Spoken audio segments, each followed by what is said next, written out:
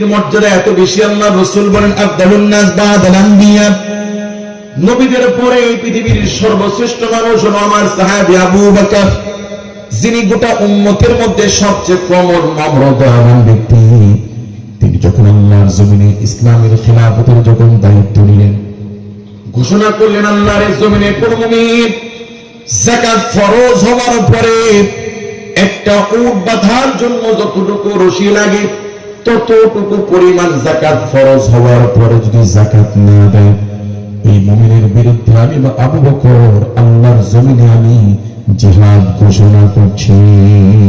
আল্লাহু আকবার বলে, যে আল্লাহর জমিনে থাকবা, আল্লাহর রিজিক খাবা, মুসলমান পরিচয় দিবা, নামাজ পড়বা না, সুদ খাবা, ঘুষ খাবা, হতে পারে না। ইসলামের বিষয়গুলো কি অপশনাল, যে মানলে মানলাম, না মানলে নাই, যা খুশি তাই? ইসলামের বিষয়গুলো কি এরকম? আজকে আল্লাহর এই জমিনে ইসলামের শাসন নেই, এই জন্য মানুষ ইসলামকে গুনতে চায় না, গুরুত্ব দিতে চায় না। শুধু ওয়াজ দিয়ে মানুষকে পরিবর্তন করা যাবে না। এদেশের মানুষ জানে সুদ খাওয়া হারাম, ঘুষ খাওয়া হারাম, এরপরও মানুষ পাইকারি দরে খাচ্ছে কি খাচ্ছে না? কাজে সুদ ঘুষ বন্ধ করতে হলে শাসন লাগবে। বলেন কি লাগবে? আপনারা মাহফিল শোনেন বছরে 4টা 5টা 6টা বা 10টা, মাইকলা ভাইয়েরা তারা মাহফিল শোনে পুরা শীতের এই পুরা সিজন, মাসের 30 দিন। সত্য না অসত্য? আবার বসেও বক্তার কাছাকাছি স্টেজের পাশে, তারপর কি তারা পরিবর্তন হয়ে গেছে? সবাই নামাজি হয়ে গেছে, সবার মুখে দাঁড়িয়ে আসছে। কাউকে এই প্রতিপন্ন করার জন্য বলছি না, বোঝানোর জন্য যে শুধু ওয়াজ দিয়ে, শুধু নসিহত দিয়ে জাতির পরিবর্তন সম্ভব নয়। জাতির পরিবর্তনের জন্য ওয়াজও লাগবে, শাসন লাগবে, ঠিক কি না? আজ আল্লাহ পাক কালামুল্লাহর মধ্যে চোরের শাস্তি দিয়েছেন কি দেন? কিন্তু আমরা কি কোরআন ভিত্তিক চোরের শাস্তি দিতে পেরেছি? কবে দিব? যে হুজুর এখনো কোরআন আমাদের কাছে অস্পষ্ট, আরো 100 বছর আমরা তাফসীর মাহফিল করি, আরো ভালো করে বুঝি, এরপরে আমরা চেষ্টা করবো না। বিষয়গুলো কি এরকম? বিশ্বাস করুন, আল্লাহর জমিনে কোরআন ভিত্তিক যদি চোরের শাস্তি আমরা দিতে না পারি, কোরআন দিয়ে চুরি দেশে বন্ধ হবে না, বরং বাড়বে। আগের চেয়ে বাড়ছে না কমছে? রাষ্ট্রের সর্বনিম্ন মেথড থেকে শুরু করে এদেশের সর্বোচ্চ পর্যায় পর্যন্ত চোরে অভয়ারণ্য। সত্য না অসত্য? পৃথিবীর শ্রেষ্ঠ জায়গা আল্লাহর ঘর মসজিদ, সেই মসজিদে মানুষের একটা নিম্ন বস্তু জুতা।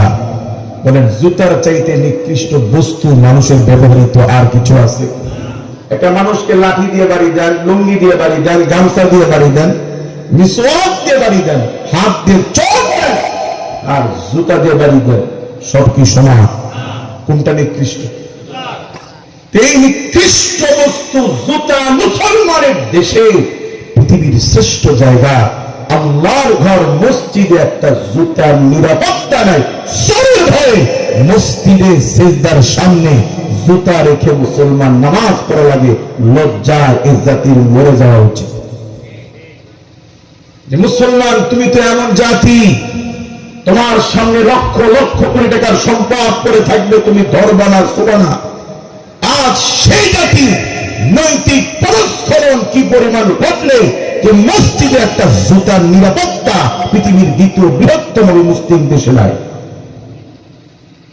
রেল স্টেশনে, বিভিন্ন স্টেশনে বাথরুম আছে বদনামের, রেলের বগিতে বাথরুম আছে, বদনা আছে, তবে শিকল দিয়ে তালা দেওয়া, খুব সম্মানের নাকি? যে একটা বদনা বিক্রি করলে যা 10 টাকা 20 টাকাও বিক্রি করা যাবে না, সেই বদনার নিরাপত্তা মুসলমানের দেশে নাই। শিকল দিয়া বদনা তালাতে রাখা লাগে, লজ্জায় মরে যাওয়া উচিত। অথচ আল্লাহ তাআলার রাসূল কোরআন ভিত্তিক এমন একটি ইসলামী খেলাফত প্রতিষ্ঠা করেছিলেন, যে কোরআনিক শাসন ব্যবস্থায় 300 বছরের ইতিহাসে মাত্র 6 জন চোরের হাত জমিনে কাটতে হয়েছে। কত বছরে? আল্লাহর কসম করে বলতে পারি, আজ যদি দেশে কোরআন ভিত্তিক যদি চোরের শাস্তি দেওয়া হতো, এদেশে হাজারো সচিবের, এদেশে হাজারো মেম্বার, চেয়ারম্যান, এদেশে হাজারো চাল ব্যবসায়ী, রসুন ব্যবসায়ী, মরিচ ব্যবসায়ীর হাত চুরির দায়ে কাটা যাইত। কাজে আল্লাহর জমিনে কোরআন ভিত্তিক চোরের শাস্তি দিবেন না, চুরি বন্ধ হবে না, বরং আরো বাড়েছে। ঠিক কি না? বাস্তবতা হলো এমন, দেশের পরিস্থিতি এমন যে একজন ব্যক্তি, গল্প ছড়ে বলছি, একজন ব্যক্তি মনে করুন সংসদ ভবনের সামনে রাস্তার পাশে একটা সাইকেল রেখেছে। হঠাৎ পুলিশ দৌড়ে আসছে, এই আপনি করেন কি? আপনি কি জানেন না এটা সংসদ? এদিক দিয়ে এমপি মন্ত্রীরা যায়, প্রাইম মিনিস্টার যায়। সাইকেল বলে, পুলিশ ভাই অসুবিধা নাই, আমি তালা দিয়ে রাখছি। কি করছি? অসুবিধা নাই, এই রাস্তা দিয়ে এমপি যায়, মন্ত্রী যায়, অসুবিধা নাই, সাইকেল তালা দিয়ে রাখছি। আর আমার কথা বুঝেন নাই মনে হয়? মানে এটা হচ্ছে দেশের বাস্তবতা, যে দেশে অসংখ্য চেয়ারম্যান এমন আছে যার এলাকার বিধবা লিস্টের মধ্যে তার স্ত্রীর নাম ঢুকাইয়া দিছে। মানে মানুষ কি পরিমাণ শেষরা, নির্লজ্জ, বেহায়া, অসভ্য হলো যে বিধবা লিস্টের মধ্যে চেয়ারম্যান তার বউর নাম ঢুকাই দিতে পারে। করোনাকালীন সময় রাষ্ট্র থেকে গরিবদের জন্য 2500 করে টাকা প্রণোদনা দেওয়া হয়েছে। চেয়ারম্যানের একার সিমে 150 জন, 200 জন, 500 জনের টাকা চেয়ারম্যানের সিমে। দেখছেন এরকম নিউজ? এই চুরি বন্ধ করতে হলে আল্লাহর কালাম ভিত্তিক চোরের শাস্তির কোন বিকল্প নাই। আর যদি জেনা ব্যবচারের কথা বলি, এদেশে সব জিনিসের দাম বেড়েছে, আর সবচেয়ে দামি দৌলত মানুষের ইজ্জত, সতীত্বের মূল্য সবচেয়ে সস্তা হয়েছে। কথা বলে ঠিক কি? আর যদি কোরআন ভিত্তিক এদেশে ব্যভিচারের শাস্তি দেওয়া হতো, এদেশে হাজারো শালী দুলাভাইয়ের জিনার দায়ে ফাঁসি হইত, হাজারো দেবর আর ভাবির জিনার দায়ে ফাঁসি হইত, মৃত্যুদণ্ড হতো। কোরআন ভিত্তিক শাসন নেই। এই জন্য দিনকে দিন সমাজ কেমন যেন জাহেলিয়াতের দিকে দৌড়ে দৌড়ে যাচ্ছে। কথা বলেন ঠিক কি? এদেশে আগের তুলনায় মাহফিল বেড়েছে, হুজুর বেড়েছে, আলিম বেড়েছে, মাদ্রাসা বেড়েছে, কিন্তু ইসলামী শাসন ব্যবস্থা না থাকার কারণে ইসলামী কৃষ্টি, কালচার, তাহজিব, তামাদ্দুন দিনকে দিন আরো হারিয়ে যাচ্ছে। কথা বলেন, এদেশের পর্দা তো এমন ছিল আগে আমাদের দাদিরা, নানিরা, আমাদের বাবার দাদিরা, তারা যখন চলাফেরা করত পরিপূর্ণ বোরকা পরে তারা বের হতো। এমন কি যে রিক্সায় চড়ত, যে ভ্যানে চড়ত, ওই ভ্যানের উপরে সই দিয়ে আলাদা কাপড় দিয়ে ওই রিক্সাটা পেঁচিয়ে নিত তাকওয়ার জন্য। ঠিক না? যেই দেশের মা বোনেরা বোরকা পরার পরেও তাকওয়ার জন্য আলাদা কাপড় দিয়ে ঘিরে নিত, আজ থেকে 30 বছর আগে ওই দেশের মা বোনেরা আলেম ওলামাদেরকে দেখলে, গ্রামের মা মুরব্বী দেখলে, রাস্তায় কাম করার সময়, কাজ করার সময় মুরব্বীদেরকে দেখলে মাথায় ঘোমটা দিত, রাস্তার পাশে ঘুরে দাঁড়িয়ে থাকতো। ঠিক কি না? হুজুররা যাওয়ার পরে, নয় মুরব্বীরা যাওয়ার পরে মা বোনেরা কাজ শুরু করত। ওই দেশে এখন হুজুর বেড়েছে, মাদ্রাসা বেড়েছে, মাহফিল বেড়েছে। শুধু শাসন না থাকার কারণে ওই দেশের মেয়েদের পর্দার অবস্থা এখন এমন, পাইকারি দরে মুসলমানের মেয়েরা এখন বিয়ে থেকে শুরু করে মার্কেট পর্যন্ত অসংখ্য পর পুরুষের সামনে এখন ওর না সারা গেঞ্জি পরে যাওয়াকে স্বাভাবিক মনে করছে। সত্য না অসত্য? কাজেই জাতির এই ধার যদি ঠেকাইতে হয়, শাসনের কোন বিকল্প নাই। কথা বলেন ঠিক কিনা? কাজেই আলা লাহুল খালকু ওয়াল আমরু, জমিন যার শাসন চলবে, তাবিনুল হুকমু বিল্লাহ, জমিন আল্লাহ, এই জমিনে আইন শাসন বিধান চলবে একমাত্র আল্লাহ। ঠিক কিনা? কাজে কোরআন মানা দরকার আছে না নাই? কাজে আমি এই জন্য বললাম যে দেশে তাফসীর মাহফিল হয়, কিন্তু আলোচনাগুলো স্টেজে, প্যান্ডেলে থেকে যায়, এগুলো আমাদের রাষ্ট্র পর্যন্ত, সমাজ পর্যন্ত যায় না। বলেন ঠিক কি না? সেই জন্য আজ ব্যবসা করতে মানুষের কোরআন লাগে না, বিয়েতে কোরআন লাগে না। মুসলমানের বিয়ে দেখলে এখন মনে হয় যেটা মুসলমানের কোন বিয়ে না দেখলে মনে হয় হিন্দুদের দুর্গা পূজা। কথা বলেন, কে শিখালো তোমাকে বিয়েতে গান বাদ্য করা? মুসলমান তোমাকে কে সাহস দিল গায়ে হলুদের নামে বেপরদায় চলার? তোমাকে কে সাহস দিল এঙ্গেজমেন্টের নামে বিয়ের আগে একটা ছেলে একটা মেয়ের হাত ধরে হাতে আংটি পরাবে? এই সাহস দিল তোমাকে কে? কে তোমাকে বিয়ে শিখালো? কথা বলে। শুধু তাফসীর মাহফিলের ব্যবস্থা করলেই হবে না।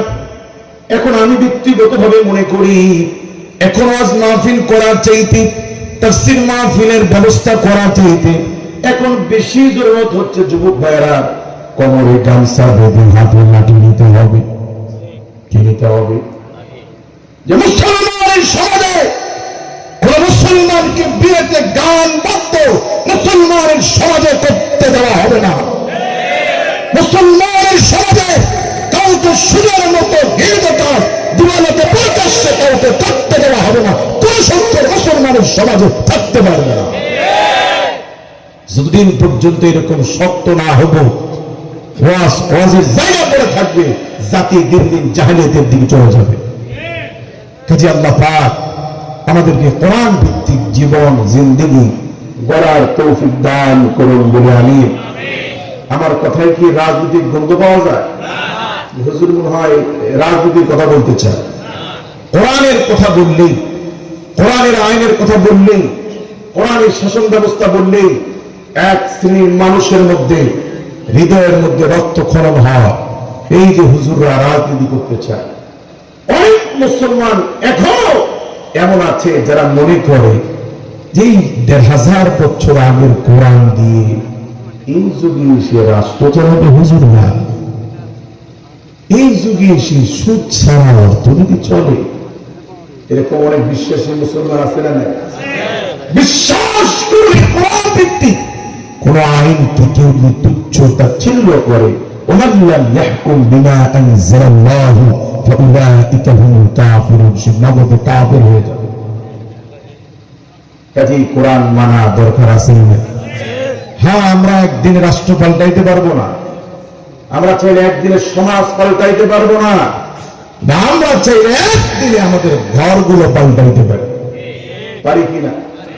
যে আমার ছেলে আমার ঘরে, তুমি মুসলমানের সন্তান, তোমার জন্য কাপড় টাকনোর নিচে পড়া হারাম। বেটা, এই যে তোমাকে দেখলাম আজ কাপড় টাকনোর নিচে, আর কোনোদিন তোর মা দেখে হাড্ডি গুঁড়া করে ফেলবে, সম্ভব কিনা? আপনার এক ধমকে, এক শাসনে আপনার ছেলের কাপড় টাকনোর উপরে উঠবে, নিচে নামবে না। এটা আপনার পক্ষে সম্ভব কিনা? আমি কেন হাজারো বক্তা নিয়ে এসে বসান, পর্দার আলোচনা করুক। আপনার যুবতী মেয়ে, আপনার বালেগা মেয়ে যদি পর্দা না করে, আমি হুজুর থাপ্পড় দিতে পারবো? ধমক দিতে পারবো? মাদ্রাসার হুজুর পারবে? মসজিদের ইমাম পারবে? এটা আপনি পারবেন, ঠিক কিনা? আপনি যদি কঠোর হন যে আমার ঘরে ইসলাম বিরোধী, কোরআন বিরোধী আমার ছেলে, আমার মেয়ে, আমার স্ত্রী কেউ করতে পারবে না, বলুন এটা সম্ভব কিনা? বিশ্বাস করুন যে মুমিন আল্লাহর জন্য পরিবারের ছেলে মেয়েদেরকে, স্ত্রীদেরকে একটু শাসন করবেন। ওরা সাময়িক আপনার প্রতি একটু মান অভিমান করতে পারে, ওরা আপনার প্রতি একটু মান অভিমান করতে পারে, কিন্তু বিশ্বাস করুন আপনার বয়স যত বাড়বে আল্লাহ পাক আপনার ছেলের কাছে, মেয়ের কাছে, স্ত্রীর কাছে আল্লাহ পাক আপনার ইজ্জত সম্মান বাড়ায় দিবে। ঠিক কি না?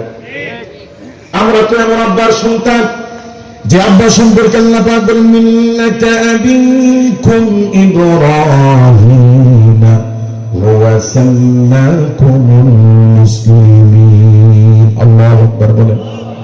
আমাদের জাতির পিতার নাম কি? আমাদের আব্বা তো এমন, যিনি স্বপ্ন দেখেছেন, স্বপ্ন দেখি মিনা বাজারে ছেলেকে নিয়ে বলছে, আমার ছেলে, আমার বৎস, ইন্নী আরা ফিল মানামি আন্নী আযবাহুকা ফানজুর মাযা তারা। বেটা, আমি স্বপ্নে দেখেছি আমি তোমাকে জবাই করছি। আরে বেটা, নবীদের স্বপ্নটা ওহী, নবীদের স্বপ্ন কি? আমার বৎস, আমার ছেলে ইসমাঈল, আল্লাহ পাক চাচ্ছেন তিনি তোমাকে আল্লাহর জন্য কুরবানি করতে চাচ্ছেন। এটা আল্লাহ প্রত্যক্ষ পরোক্ষ নির্দেশনা। কাজে বেটা, আমি তোমাকে আল্লাহর জন্য কুরবানি করতে চাই, তুমি কি বলো? যোগ্য বাবার যোগ্য ছেলে বলে,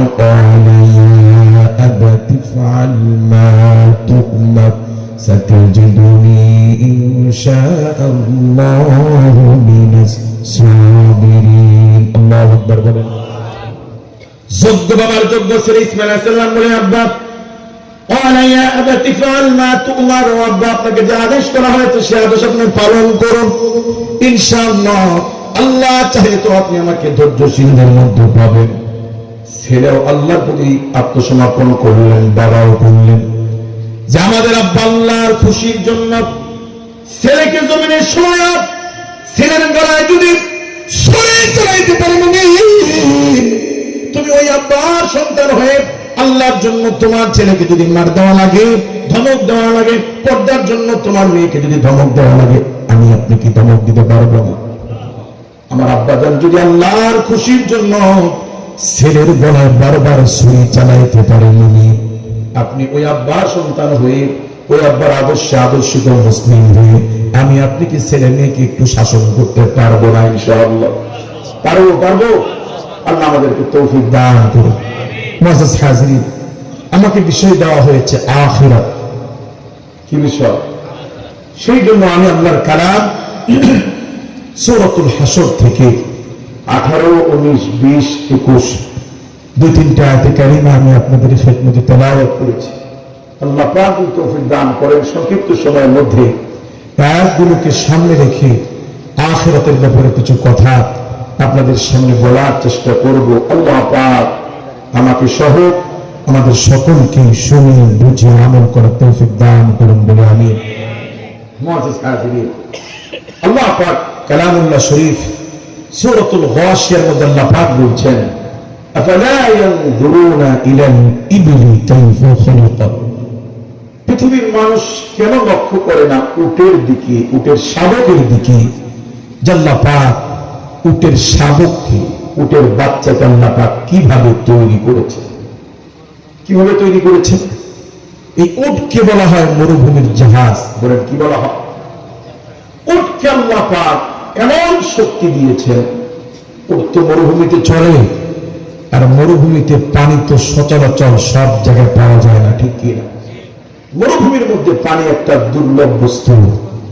উটকে আল্লাহ পাক এমন ভাবে তৈরি করেছে যে উট খাবারবিহীন, পানিবিহীন 1 মাস সুস্থ থাকে, তার কিচ্ছু হয় না। উটের শরীরের ভিতরে আল্লাহ পাক আলাদা একটা পানির ট্যাঙ্কি আল্লাহ দিয়েছেন। যখন মুখের খাবার বন্ধ হয়ে যায়, ওই রিজার্ভ ট্যাঙ্কির পানি দিয়ে সে 1 মাস পর্যন্ত সুস্থ থাকতে পারে। এ উট কে তৈরি করেছে? মানুষ কেন লক্ষ্য করে না আসমানের দিকে? আল্লাহ পাক এই সুবিশাল আকাশকে কিভাবে উত্তোলন করেছে। আল্লাহু আকবার বলে। বিজ্ঞানীগণ বলেন যে এই সূর্য আমাদেরকে আলো দেয়। এই সূর্যের আয়তন পৃথিবীর চাইতে 1 গুণ নয়, 2 গুণ নয়, 10 গুণ নয়, 13 গুণ নয়, 13শত নয়, 13,000 নয়, 13 লক্ষ গুণ বড়। আল্লাহু আকবার বলেন। কত গুণ বড়? পৃথিবীর তুলনায় 13 লক্ষ গুণ বড় সূর্যকে আল্লাহ পাক মহাশূন্যে ঝুলিয়ে রেখেছেন। নিচে কোনো পড়ে দিয়েছে? সূর্যের চাইতে তারকারাজিগুলো 1000,000 গুণ আরো বেশি বড়। আল্লাহু আকবার বলেন। এই তারকারাজিগুলো কি, সূর্য কি, আসমানকে আল্লাহ পাক খুঁটিবিহীন কিভাবে ঝুলিয়ে রেখেছেন। আল্লাহু আকবার বলেন। মানুষ কেন লক্ষ্য করেন আসমানের দিকে? ওয়াইলাস সামাই কাইফা রুফিআত। আল্লাহ পাক আসমানকে কিভাবে উত্তোলন করেছে। ওয়াইলাল জিবালি কাইফা নুসিবাত। মানুষ কেন লক্ষ্য করে না পাহাড়ের দিকে? আল্লাহ পাক কিভাবে পাহাড়কে প্যারাক হিসেবে জমিনে মেরে দিয়েছেন। আল্লাহু আকবার বলেন। পাহাড়কে বানিয়েছেন। কৃষক যখন মেশিন সেচ দেয়, পানি সেচ দেয়, পুকুর সেচ দেওয়ার জন্য মুরব্বীরা, কৃষকেরা যখন মেশিন সেচ দেয়, পুকুর পাড়ে যখন মেশিন প্রতিস্থাপন করে, এই মেশিনের ডানে বামে সামনে পেছনে কিছু লোহার রড মাটিতে গেড়ে দেয়। দেয় কি দেয় না? রড গেড়ে দিয়ে রশি দিয়ে মেশিনকে বেঁধে রাখে, যেন মেশিন নড়াচড়া না করে, মেশিন যেন সরে না যায়। এই জন্য মেশিনকে স্থির রাখার জন্য মানুষ রড মাটিতে গাড়ে কি গাড়ে না? আল্লাহ পাক এই পৃথিবীর ভারসাম্য রক্ষার জন্য যেন ঘন ঘন ভূমিকম্প না হয়, ভূমিধ্বস যেন না হয়, এই জন্য আল্লাহ রাব্বুল আলামিন ওয়া ইলাল জিবালি কাইফা নুসিবাত, আল্লাহ পাক পাহাড়কে পরাগ হিসেবে জমিনে মেরে দিয়েছেন। কে মেরেছেন? এই যে পার্বত্য অঞ্চলে এত বিশাল বিশাল পাহাড়, কিলোমিটারের পর কিলোমিটার, এই পাহাড়গুলো কে বানিয়েছেন? কেন বানিয়েছেন? আল্লাহ পাক এগুলোকে পরাগ হিসেবে মেরে দিয়েছেন। মানুষ এই পৃথিবীতে বসবাস করি, আমরা তো খবর রাখি না। আমরা মনে করি বৃষ্টি এমনি পড়ে, আমরা মনে করি ধান থেকে এমনি চাল হয়, এগুলো এমনি এমনি হয়। আপনার ঘরে যুগের পর যুগ বস্তার মধ্যে চাউল রাখেন, কোনদিন কি ইচ্ছা করে ভাত হবে? মানুষ বিহীন কোনদিন ইচ্ছা করে যেমনি ভাবে চাল থেকে ভাত হয় না। আসমান জমিন চাঁদ সূর্য এগুলো কি এমনি এমনি হয়? এমনি এমনি হয়। এক হুজুর তার ছেলেকে নিয়ে, ছোট্ট এক বাচ্চাকে নিয়ে দাওয়াতে দিচ্ছে, সাথে আরো দু একজন মুসল্লি আছে। যে ঘরে দাওয়াত, ওই ঘরের সামনে যাওয়ার পরে ঘরের ভেতর থেকে এক মহিলা বলতেছে, হুজুর অমুকের আব্বা বাজারে গেছে, এখনো আসে নাই, দরজা খোলা আছে, প্রথম রুমের, আপনারা প্রবেশ করে বসে দোয়া পড়েন। হুজুর দুই তিনজন মুসল্লি নিয়ে রুমে বসে দোয়ার কাজ শেষ করেছে। এবার ওই রুমের মাঝখানে কালো পর্দা ছিল। কি ছিল? ওই পর্দার নিচ থেকে দোয়া শেষ হওয়ার পরে ঘরের মধ্যে যিনি ঘরওয়ালি আছেন, যে মহিলা আছেন, উনি ভাতের বল ঠেলে দিচ্ছে, মুরগির গোস্তের তরকারি ঠেলে ঠেলে দিচ্ছে, গরুর গোস্ত রান্না করার এই বাটি ঠেলে ঠেলে পর্দার নিতে দিচ্ছে। আর মুসল্লিরা পর্দার ওপার থেকে এগুলো নিয়ে সবাই মিলে খানা খাচ্ছে। খানা খাওয়ার শেষ পর্যায়ে দেখি হুজুরের ছোট্ট ছেলে বলতেছে, আব্বা এইরকম একটা পর্দা আমাদের বাড়িতে আব্বা আপনি কিনবেন। হুজুর জিজ্ঞেস করে, বাপ কেন কিনবো, কারণ কি? বলে, কত সুন্দর পর্দা, পর্দার ওপার থেকে ভাত আসতেছে, গরুর গোস্ত আসতেছে, মুরগির গোস্ত আসতেছে, আব্বা এরকম একটা পর্দা কিনলে আমাদের ঘরে এরকম খাবার আসবে। ছোট মানুষের ছোট চিন্তা, ঠিক না? তো বাপ হুজুর বলতেছে, বেটা ভাত তরকারি গোস্ত আর মুরগি এগুলো পর্দায় নেয় না, পর্দার উপরে একজন আছে, মানুষ আছে, এই মানুষ রান্না করে ঠেলে ঠেলে দিচ্ছে, এগুলো আমরা নিচ্ছি, ঠিক না? কাজে পর্দা যেমন ভাত তরকারি দেয় না, এই জমিনে রিজিক বৃষ্টি এগুলো জমিনে দেয় না, এগুলো আল্লাহ পাক দেন। কথা বলেন, ঠিক না?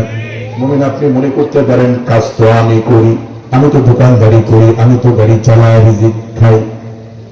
ভাই গাড়ি চালায় রিজিক খান, চাকরি করে টাকা পান, কিন্তু যে হাত দিয়ে কাজ করেন, যে জবান দিয়ে কথা বলেন, এগুলো কার দেওয়া?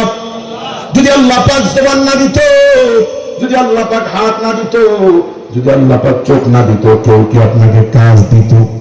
কাজে এগুলো দিয়েছেন কে? কাজে আল্লাহ পাক বলে, এই পৃথিবীর ভারসাম্য রক্ষার জন্য আমি আল্লাহ পাহাড়কে প্যারাক হিসেবে মেরে দিয়েছি, যেন জমিন স্থির থাকে। আল্লাহু আকবার বলেন। গড়েছ তুমি এই পৃথিবী জাহান, তুমি অসীম, তুমি মহান। গড়েছ তুমি এই পৃথিবী জাহান, তুমি অসীম, তুমি মহান। তুমি পৃথিবীর পালনকারী, তুমি প্রভু বিশ্বজানি। আমি তোমাকে খুঁজি, আমি তোমাকে দেখি, আমি তোমার প্রেমের কবিতা লিখি। এই বিশ্বজগৎ বানিয়েছেন কে?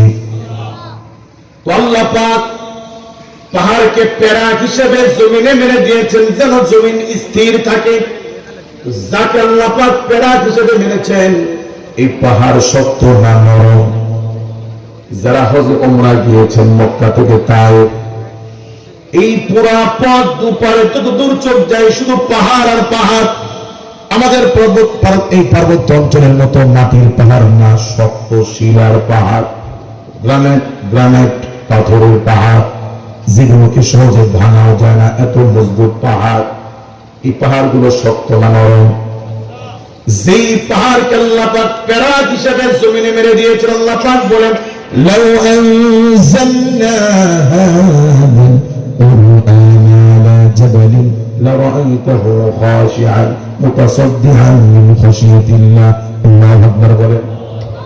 আমি আল্লাহ আমার এই কালামকে যদি মানুষের উপরে নাজিল না করে যদি পাহাড়ের উপরে নাজিল করতাম, আমার কালামের জোরে পাহাড় গলে যাইত, বিদীর্ণ হয়ে যাইত, পাহাড় ভেঙে টুকরা টুকরা হয়ে যাইত। আল্লাহু আকবার বলে। যে কালাম, যেই কালামের ওজনে, কালামের ভারে পৃথিবীর সত্য বস্তু, পৃথিবীর প্যারাত, এই পাহাড় গুলো গলে যাইত, ভেঙে যাইত, পাহাড় চৌচির হয়ে যাইত। এই কালাম শোনার দরকার, কালাম মানার দরকার আছে না নাই? আজকে আমরা এই কোরআনের সাথে কিরকম আচরণ করি? যদি এখানে জিজ্ঞেস করি কারা কারা আছি, যে কয়টা সূরার অর্থ জানি, ছোট ছোট সূরা, সূরা ইখলাসের অর্থ কারা জানি, 10 জন ব্যক্তি পাওয়া মুশকিল হয়ে যাবে। কথা বলেন। কিন্তু জিজ্ঞেস করি সূরাতুল কাউসার, পুরা কোরআনুল কারীমের সবচেয়ে ছোট সূরা, এই সূরার অর্থ আমরা কয়জন জানি? দেখা যাবে অধিকাংশই বলতে পারবো না। যদি বলি সূরাতুল ফাতিহার অর্থ কারা কারা জানি, অল্প অল্প কয়েকজন মানুষ পারতে পারি, ঠিক কি না? আজ এই কোরআন দিয়ে আমরা জমিন চালাই না, এই জন্য কোরআন বোঝার প্রয়োজন বোধ মনে করি না। আর যদি কোরআন দিয়ে রায় আসতো, তাহলে যে বিচারক রায় দিবেন আগামীকাল, রাতভর কোরআন নিয়ে গবেষণা করতো, ঠিক কি না? আসামি পক্ষ তারাও কোরআন নিয়ে চিন্তা করত, না জানি আগামীকাল আমাদের পক্ষে কি রায় আসে। বাদী পক্ষ তারাও কোরআন নিয়ে চিন্তা করত। কিন্তু আজ এই কালাম মজলুম, এই কালাম কেউ এখন পড়তেও চায় না, জানতেও চায় না। কথা বলো। কিন্তু এই কালাম জানার মানার দরকার আছে না? আজকে পৃথিবীতে কোরআন মজলুম, এই জন্য শান্তিও চলে যাচ্ছে। আগের মতো শান্তি কি আর আছে? ইলিশ মাছের দাম, গরু গোস্তের দাম আগের চেয়ে কম না বেশি? কিন্তু আগের স্বাদ আছে, ঘ্রাণ আছে, এগুলো দেওয়ার মালিককে। কাজে সুখ আর শান্তি পেতে হলে মানুষ আসতে হবে আল্লাহর কালামের কাছে। আমরা কালাম জানার মানার চেষ্টা করবো ইনশাআল্লাহ। এখন মুআজ্জিজ হাজি আমার দিন খেয়াল করেন, আপনাদের এই এলাকার কয়েকজন প্রবাসী ভাই আমার নাম পোস্টারে দেখে আমার সাথে যোগাযোগ করেছে। হুজুর, আপনার ওয়াজ দেখলাম, পোস্টারে আপনার নাম দেখলাম, নাম দেখে ইউটিউবে সার্চ দিয়ে দেখলাম, ভালো লাগলো, হুজুর দোয়া করবেন আমাদের জন্য। কয়েকজন ভাই আমার সাথে যোগাযোগ করেছে। এইরকম কিছু প্রবাসী, মনে করুন বিদেশ থেকে একজন প্রবাসী বাড়িতে আসবি, অন্য একজন প্রবাসী বন্ধু বলতে, দোস্ত বাড়ি যাচ্ছিস, আমার বাড়ি থেকে তোর বাড়ি খুব বেশি দূরে না, আমার এই চিঠি আর 1 লক্ষ টাকা নিয়ে গিয়ে আমার মার হাতে দিবি, পারবি না? বলে পারবো। বন্ধু বন্ধুর টাকার চিঠি নিয়ে বন্ধু বাংলাদেশে এসে বন্ধুর বাড়িতে গিয়ে বলছে, খালাম্মা আপনার ছেলে আমার বন্ধু খুব ভালো আছে, বন্ধু এই চিঠি আর টাকা আপনাকে দেওয়ার জন্য বলেছে। ছেলের টাকা কি জন্য দিয়েছে তা বিস্তারিত লিখে দিয়েছিল চিঠির মধ্যে। কিসের মধ্যে? কিন্তু মা মূর্খ মানুষ, নিরক্ষর মানুষ, পড়াশোনা জানেন না, এই জন্য মা চিঠি পড়তে জানে না। যিনি পড়তে জানে উচিত ছিল তার কাছে নিয়ে যাওয়া, ঠিক না? বাবা একটু পড়ে শোনাও তো আমার ছেলে কি লিখেছে। কিন্তু মা চিঠি পড়তেও জানে না, যে জানে তার কাছে নিয়েও যায়নি। মা এই চিঠি ভাঁজ করে বিছানার নিচে রেখে দিয়েছে। 5 ওয়াক্ত নামাজের পরে এই চিঠি বের করে মা চুমা খায়, বুকে লাগায়, চোখের পানি ঝরায়। হায় আমার ছেলের হাতের লেখা কত সুন্দর, বাবা আমার এসএসসিতে এইচএসসিতে কত ভালো রেজাল্ট করেছে। মা এই চিঠি বের করে চুমা খায়, বুকে লাগায়, আবার বিছানার নিচে রেখে দেয়। বলুন ছেলের চিঠি দিয়েছিল চুমা খাওয়ার জন্য, বুকে লাগানোর জন্য? হ্যাঁ এটা সত্য। ছেলের চিঠি দেখলে মার ভালো লাগে, চিঠি বুকে লাগাইলে মার কলিজা শান্ত হয়। কিন্তু চিঠি দেওয়ার উদ্দেশ্য বুকে লাগানো না, চিঠি দেওয়ার উদ্দেশ্য চুমা খাওয়া না, ঠিক না? আল্লাহ পাক কালাম দিয়েছেন মানুষের জীবন গড়ার জন্য, মানুষের অর্থনীতি, মানুষের আইন আদালত, মানুষের বিয়ে শাদী, মানুষের যা আছে সব মানুষ চলবে কি দিয়ে? কোরআন তেলাওয়াত করলে নেকি হয়, সওয়াব হয়, এগুলো কোরআনের ফজিলত, কোরআনের উপকারিতা। কিন্তু কোরআন নাযিলের মূল উদ্দেশ্য শুধু তেলাওয়াত নয়, মূল উদ্দেশ্য মানুষ কোরআনে যে আইনগুলো আছে, যে বিধানগুলো আছে, এগুলো দিয়ে মানুষ জীবন চালাবে, ঠিক না? এখন আমরা সবাইকে আল্লাহর কালাম পড়তে জানি, জানি সবাই, সবাই কোরআনের অর্থ জানেন আপনারা? কিন্তু যদি না জানি তাহলে জানার দরকার আছে না নাই? এই জন্য আমি আল্লাহর কালাম থেকে সূরাতুল হাশরের 18, 19, 20 কয়েকটা আয়াত কারিমা তেলাওয়াত করেছি। আপনারা কি আল্লাহর কালাম, আল্লাহর চিঠি শুনতে রাজি আছেন? আমার দিকে খেয়াল করুন। আল্লাহ পাক বলেন, ইয়া আইয়ুহাল্লাযীনা আমানুত্তাকুল্লাহ, জোরে বলেন আল্লাহু আকবার। এই পৃথিবীতে কোন সন্তান যদি নেককার হয়, ভালো সন্তান হয়, গ্রামে পাড়া মহল্লায় এলাকাবাসী যদি ছেলের প্রশংসা করে, বাবার ভালো লাগে না? লাগে না? ছেলের প্রশংসা শুনলে বাবার কলিজা শান্ত হয়, বাবা দিলের মধ্যে প্রশান্তি লাভ করে। এমন ছেলেকে বাবা বাড়িতে গিয়ে যদি এই ছেলেকে ডাক দেয়, আদর করে ডাক দেয়, আমার আব্বা, আমার বেটা, আমার কলিজার টুকরা, কি ঘরে আসো, এরকম বলে কি বলে না? কার কলিজার টুকরা? আমার। কার? আবার একই ছেলে যদি বদকার হয়, কুলাঙ্গার হয়, পাড়া মহল্লার মানুষ যদি সি সি করে ছেলের ব্যাপারে এই সমস্ত কথা শুনলে বাবার দিন ছিদ্র হয়ে যায়, বাবার মন খারাপ হয়ে যায়। বাবা ঘরে এসে স্ত্রীকে ডাক দেয়, এই তোমার ছেলেকে ডাক দাও। কার ছেলে? ভালো হলে আমার ছেলে, আমার বেটা, আমার বাপ, আর খারাপ হলে তোমার ছেলে, বলে কি বলে না? আল্লাহ পাক এই কালামুল্লাহর মধ্যে একাধিক জায়গায় আল্লাহ পাক মুমিনদেরকে আল্লাহ ডাক দিয়েছেন, ইয়া আইয়ুহাল্লাযীনা আমানু, ও ঈমানদার বান্দারা, আল্লাহু আকবার বলেন। ও ঈমানদার বোনেরা, ও মুমিনেরা, আল্লাহ পাক এইভাবে আল্লাহ পাক একাধিক জায়গায় ডাক দিয়েছেন। এরকম ভাবে আল্লাহ পাক কাফিরদেরকে ডাক দেন নাই, বরং আল্লাহ পাক বলেছেন, কুল ইয়া আইয়ুহাল কাফিরুন। যখন কাফিরদেরকে ডাক দেওয়ার প্রয়োজন হয়েছে, আল্লাহ পাক নবীকে বলেছেন, ও নবী আপনি বলুন, ইয়া আইয়ুহাল কাফিরুন। আল্লাহু আকবার বলেন। কাজে আল্লাহ পাক এই আয়াতে কারিমার মধ্যে আল্লাহ মুমিনদেরকে ডেকে বলছেন, মুমিনরা শোনো, ইয়া আইয়ুহাল্লাযীনা আমানু, ও মুমিনেরা শোনো।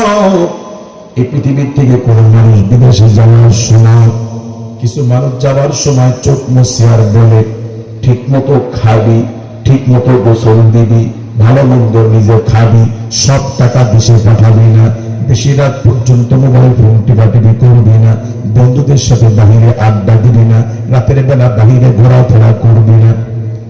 এই যে যত্নময় কথাগুলো, খাওয়ার কথা, গোসলের কথা, তাড়াতাড়ি ঘুমানোর কথা, এই জাতীয় কথাবার্তা যাওয়ার সময় কিছু মানুষ বলে কি বলে না? কারা বলে?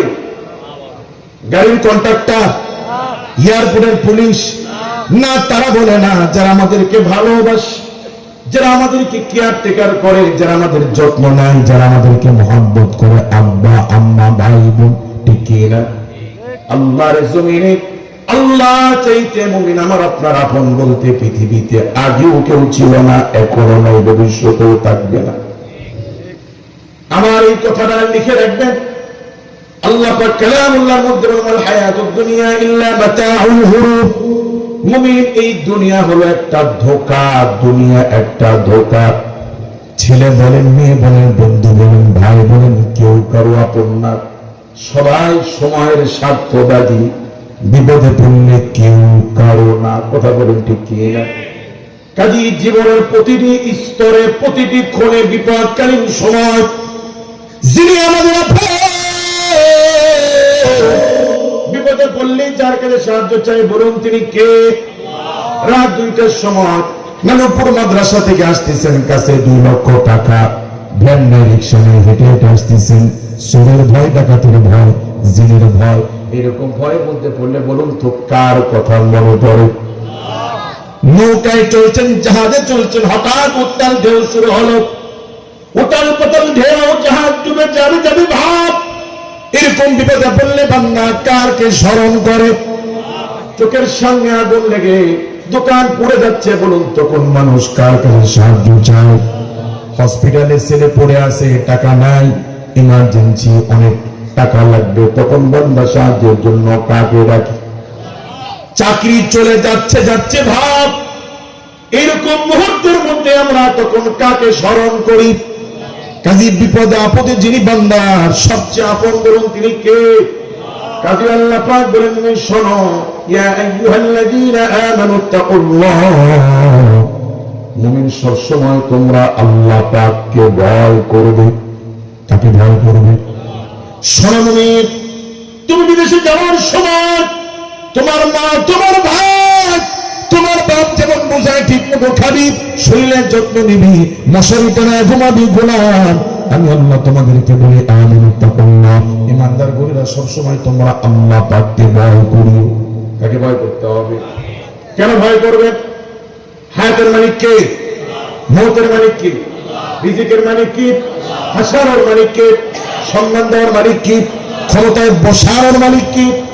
লাঠি দিয়ে ফেলায় দেওয়ার ক্ষমতার মালিক কে? কাজে আল্লাহ পাক বলেন, মুমিন, যে আল্লাহ ছাড়া তুমি অস্তিত্বহীন, যে আল্লাহ তাআলা ছাড়া তোমার মুখের হাসি বন্ধ হয়ে যাবে, তোমার সুখ চলে যাবে আল্লাহর দয়া ছাড়া। কাজে ওই আল্লাহ পাককে ভয় করা দরকার আছে না নাই? পৃথিবীতে মানুষ একজন আরেকজনকে ভয় পায় যে ব্যক্তির ক্ষমতা বেশি, যার টাকা বেশি, যার ক্ষমতা অনেক বেশি, এমন ব্যক্তিকে মানুষ ভয় পায় কি পায় না? বলুন, অর্থের দিক থেকে, ক্ষমতার দিক থেকে, পাওয়ারের দিক থেকে আমার আল্লাহর চাইতে বড় ক্ষমতাওয়ালা আর কি কেউ আছে? তাহলে আল্লাহ রাব্বুল আলামিনকে ভয় করা দরকার আছে না? কিন্তু আসলে কি আমরা আল্লাহকে আজ ভয় করি? যদি ভয় করতাম, দৈনিক মসজিদ পাঁচবার মসজিদের মিনারে আযান দেয়, আল্লাহু আকবার, আল্লাহ সবচেয়ে বড়। মুমিন আজকে আযান যেন মোটেও গুনতে চায় না, গুরুত্ব দেয় না। মসজিদের সামনে পায়ের উপরে পা উঠে আল্লাহর বান্দা চার দোকানে বসে আড্ডা দেয়, তার সামনে দিয়ে আরেকজন মুসল্লি, আরেকজন আল্লাহর বান্দা আধা কিলো, 1 কিলো দূর থেকে উযু করে হাঁপায়া হাঁপায়া জামাত দেওয়ার জন্য, জামাত ধরার জন্য আরেকজন ব্যক্তি দৌড়া দৌড়া মসজিদে যায়, 1 কিলো দূর থেকে চলে আসছে। আর এই কপাল পোড়া ব্যক্তি মসজিদের সামনে বসে আছে না নাই? এই ব্যক্তির মধ্যে কি আসলে আল্লাহর ভয়? কত সম্মানিত মাস্টার ছিল, হেডমাস্টার, কত ইজ্জত ছিল, সম্মান ছিল। আল্লাহ পাক এমন ব্যক্তিকে পাগল বানায় দিয়েছে, এখন পরনে লুঙ্গি নাই। যে মানুষটার আগে এলাকায় সম্মান ছিল আকাশ চুম্বি, এখন এই লোক বিবস্ত্র হয়ে রাস্তায় ঘোরে, আছে না নাই? আল্লাহ আমাকে আপনাকে এমন পাগল বানায় দিতে পারেন কি পারেন না? কত শিল্পপতি, কত লাখপতি জমিনে ছিল, ক্যান্সারের রোগী হয়ে চিকিৎসার জন্য জমি জমা বিক্রি করতে করতে এখন সব সম্পত্তি বিক্রি করে জীবন জীবিকার জন্য, ভাতের জন্য এখন মানুষের দ্বারে দ্বারে ঘরে খাবারের জন্য, আছে না নাই? কাজী মুমিন ওই আল্লাহর নাম শুনলে, ওই আল্লাহর কথা স্মরণ হলে ভয় আসার দরকার আছে না নাই? আল্লাহ পাক সূরাতুল আনফালের মধ্যে বলেন, ইন্নামাল মুমিনুনা আল্লাযীনা ইযা যুকিরাল্লাহু ওয়াজিলাত কুলুবুহুম। খাঁটি মুমিন আল্লাহ পাক 5টি বৈশিষ্ট্যের কথা বলেছেন। কয়টি? তার মধ্যে 1 নাম্বার, আমি আপনি খাঁটি মুমিন কিনা, আমার আপনার ঈমান আল্লাহর কাছে মকবুল হচ্ছে কিনা, এটা বোঝার 1 নাম্বার। 1 নাম্বার মাপকাঠি হলো আল্লাহর নাম শুনলে হৃদয়ের মধ্যে যদি ভয় আসে, হৃদয়ের মধ্যে যদি প্রকম্পন আসে, তাহলে বুঝতে হবে আসলে আপনি মুমিন। কথা কি বুঝে আসে? একজন চোর মসজিদে ঢুকেছে চুরি করার জন্য, ওই এলাকারই একজন চোর নির্দিষ্ট ওই সমাজের মসজিদে চুরি করার জন্য ঢুকেছে। হঠাৎ লক্ষ্য করে দেখে মসজিদের কোণায় নতুন সিসি ক্যামেরা। বলেন এখন কি আর চুরি করার সাহস পাবে? অথবা চুরি করেই ফেলেছে, ফ্যান খোলার আগে খেয়াল করে নাই, ফ্যান খোলার আগে খেয়াল করে নাই, ফ্যান খুলে প্যাকেট করেছে, তারপরে লক্ষ্য করে দেখে মসজিদের কোণায় সিসি ক্যামেরা দেখা যায়। বলুন তো এখন এই লোকটার মধ্যে ভয় লাগবে কি লাগবে না? কম না বেশি? সিসি ক্যামেরা আছে, হায় আমাকে দেখা গিয়েছে, আমি ধরা পড়ব। মুমিন, তুমি দিনের আলোতে রাতের অন্ধকারে প্রকাশ্যে গোপনে যা করো কেউ না দেখলেও দেখেন কে? সিসি ক্যামেরা থাকলে তুমি ভয় পাইতা, আল্লাহকে তোমাকে দেখে না। আল্লাহর কালাম আল্লাহ পাক বলেন, ফাআইনামা তুওয়াল্লু ফাসাম্মা ওয়াজহুল্লাহ। আল্লাহু আকবার বলেন। মুমিন, যেখানে যাও, পাহাড়ের নিচে গর্তে লুকাও, আসমানে যাও, চাঁদে সূর্যে যাও, পানির অতল গহ্বরের নিচে যাও, সেখানে তোমার রবের দৃষ্টি বিরাজমান। দুনিয়ার কেউ না দেখলেও যিনি দেখেন তিনি কে? আল্লাহ একাধিক জায়গায় বলেছেন সামিউন বাসীর, সামিউন আলিম। নিশ্চয় আল্লাহ দেখেন, শোনেন। দেখেন, শোনেন কে? আল্লামা সানাউল্লাহ পানিপতি রহমাতুল্লাহি আলাইহি তাফসীরে মাজহারুল মুসান্নিফ তিনি লেখেন আল্লাহ পাক কেমন দেখেন, কেমন শোনেন। তিনি লেখেন, এই পৃথিবীর একটা গাছ শিকড়ের মাধ্যমে পানি শোষণ করে, গাছ মাটি থেকে শিকড়ের মাধ্যমে রস শোষণ করে, গাছ তার ডালে ডালে পাতার শিরায় উপশিরায় যে রস পৌঁছিয়ে দেয়, এই রসটাও আমার আল্লাহ পাক তিনি দেখতে পান। আল্লাহ পাক কেমন শোনেন। এই পৃথিবীতে একটা ছোট্ট পিপিলিকা পানির নিচেও যদি হাঁটে, ওই পিপিলিকার পর আওয়াজও আমার আল্লাহ পাক তিনি শুনতে পান। আল্লাহু আকবার বলেন। জ্ঞানী লোকমান হাকিম ছেলেকে আওয়াজ করছেন, বুঝাচ্ছেন, বেটা শোনো, এই পৃথিবীতে কোনো একটা পাথরের মধ্যে যদি সরিষার দানার চাইতেও ক্ষুদ্র কোন জিনিস যদি তুমি লুকায় রাখো, এটাও তিনি দেখতে পান। বলুন তিনি কে? কাজী সামনে পিছনে ডানে বামে যিনি দেখেন তিনি কে? ওই আল্লাহর নাম স্মরণ হলে আপনি যদি আসলে আল্লাহকে বিশ্বাস করেন, আল্লাহর হাজির নাজির ব্যাপারে যদি আপনার ভেতরে একই থাকে, ওই আল্লাহর নাম শুনলে দিলের মধ্যে ভয় আসবে। কি আসবে? কাজে আল্লাহ পাক নসিহত করছেন, ওয়াজ করছেন, মুমিন শোনো, তোমার মা যেমন বোঝায় ঠিক মতো খাবি, শরীরে যত্ন নিবি, শরীরটাও ঘুমাবি। আমি আল্লাহ পাক বলে আমানুত্তাকুল্লাহ, ইমানদারগণ এই পৃথিবীতে চলতে ফিরতে উঠতে বসতে আল্লাহকে ভয় করবে। আমরা আল্লাহকে ভয় করব তো ইনশাআল্লাহ। হযরত ওমর ফারুক রাদিয়াল্লাহু তাআলা আনহু সফরে বের হয়েছেন। কয়েকদিনের সফরে তিনি তৃষ্ণার্ত আর ক্লান্ত হয়ে পড়লেন। মরুভূমির মধ্যে লক্ষ্য করে দেখে এক ছোট্ট রাখাল বালক অনেকগুলো ছাগল চড়াইতেছে। কি চড়াইতেছে? কাছে গিয়ে বললেন, বাবা আমি পথিক মুসাফির, খুব ক্লান্ত এবং তৃষ্ণার্ত, বাবা আমার প্রতি ইহসান করে এক গ্লাস দুধ কি আমাকে দেওয়া যায়? ছোট্ট বালক রাখাল বলছে, পথিক আপনাকে এক গ্লাস কেন, তার চেয়ে বেশি দিতে পারলে আমার ভালো লাগতো, কিন্তু দুঃখের বিষয় আমি আপনাকে এক গ্লাস কেন এক ফোঁটাও দিতে পারবো না। কারণ আমি রাখাল, এগুলোর কর্মচারী, দেখাশোনা করি, আমি এগুলোর মালিক নই, এগুলোর মালিক অন্যজন। মালিকের অনুমতি ছাড়া আমানতের খেয়ানত করে বাহাদুরি করে আপনাকে এক গ্লাস কেন এক ফোঁটা দুধও আমার পক্ষে দেওয়া সম্ভব না। সুবহানাল্লাহ বলেন।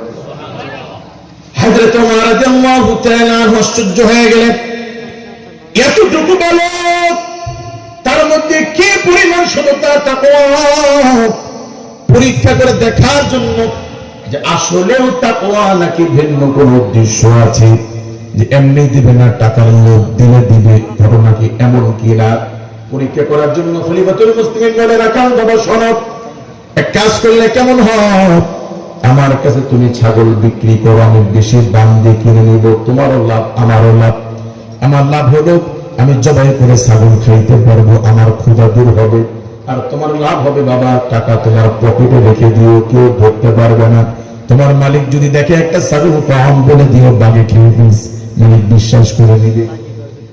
ছোট্ট রাখাল এবার বড় বড় চোখ তাকিয়ে খলিফাতুল মুসলিমিনের দিকে তাকিয়ে বলে, পথিক তুমি আমাকে চুরি শিখাও। শোনো পথিক, আমার একটা ছাগল কেন, দুই তিনটা ছাগল যদি কম হয়, আমার মালিক আমাকে এত বিশ্বাস করে, যদি আমি মিথ্যার আশ্রয় নিয়ে বলি যে বাঘে খেয়ে ফেলেছে, মালিক বিশ্বাস করবে? বিশ্বাস। কিন্তু প্রতীক সনদ দুনিয়ার মালিককে আমি কোথা বানাইতে পারবো? আল্লাহ যিনি আমাকে দেখেন, যিনি আমাকে দেখছে, ওই আল্লাহর চোখ আমি কিভাবে বাঁধবো? হাসরের মাঠে আল্লাহ পাক যদি আমাকে চোর বলে দাঁড় করায়, সেদিন আমি চোরের চেহারা নিয়ে মালিকের সামনে কেমনে দাঁড়াবো? আল্লাহু আকবার বলেন। আল্লাহর জমিনে চুরি, দুর্নীতি, রাহাজানি, লুণ্ঠন, অবিচার বন্ধ হবে না যতদিন পর্যন্ত পৃথিবীর মানুষের দিলে আল্লাহর ভয় না আসবে। কথা বলেন। পুলিশ দিয়ে, সিসি ক্যামেরা দিয়ে দুর্নীতি বন্ধ করা যাবে না। সচিবালয়ে সিসি ক্যামেরা আছে না নাই?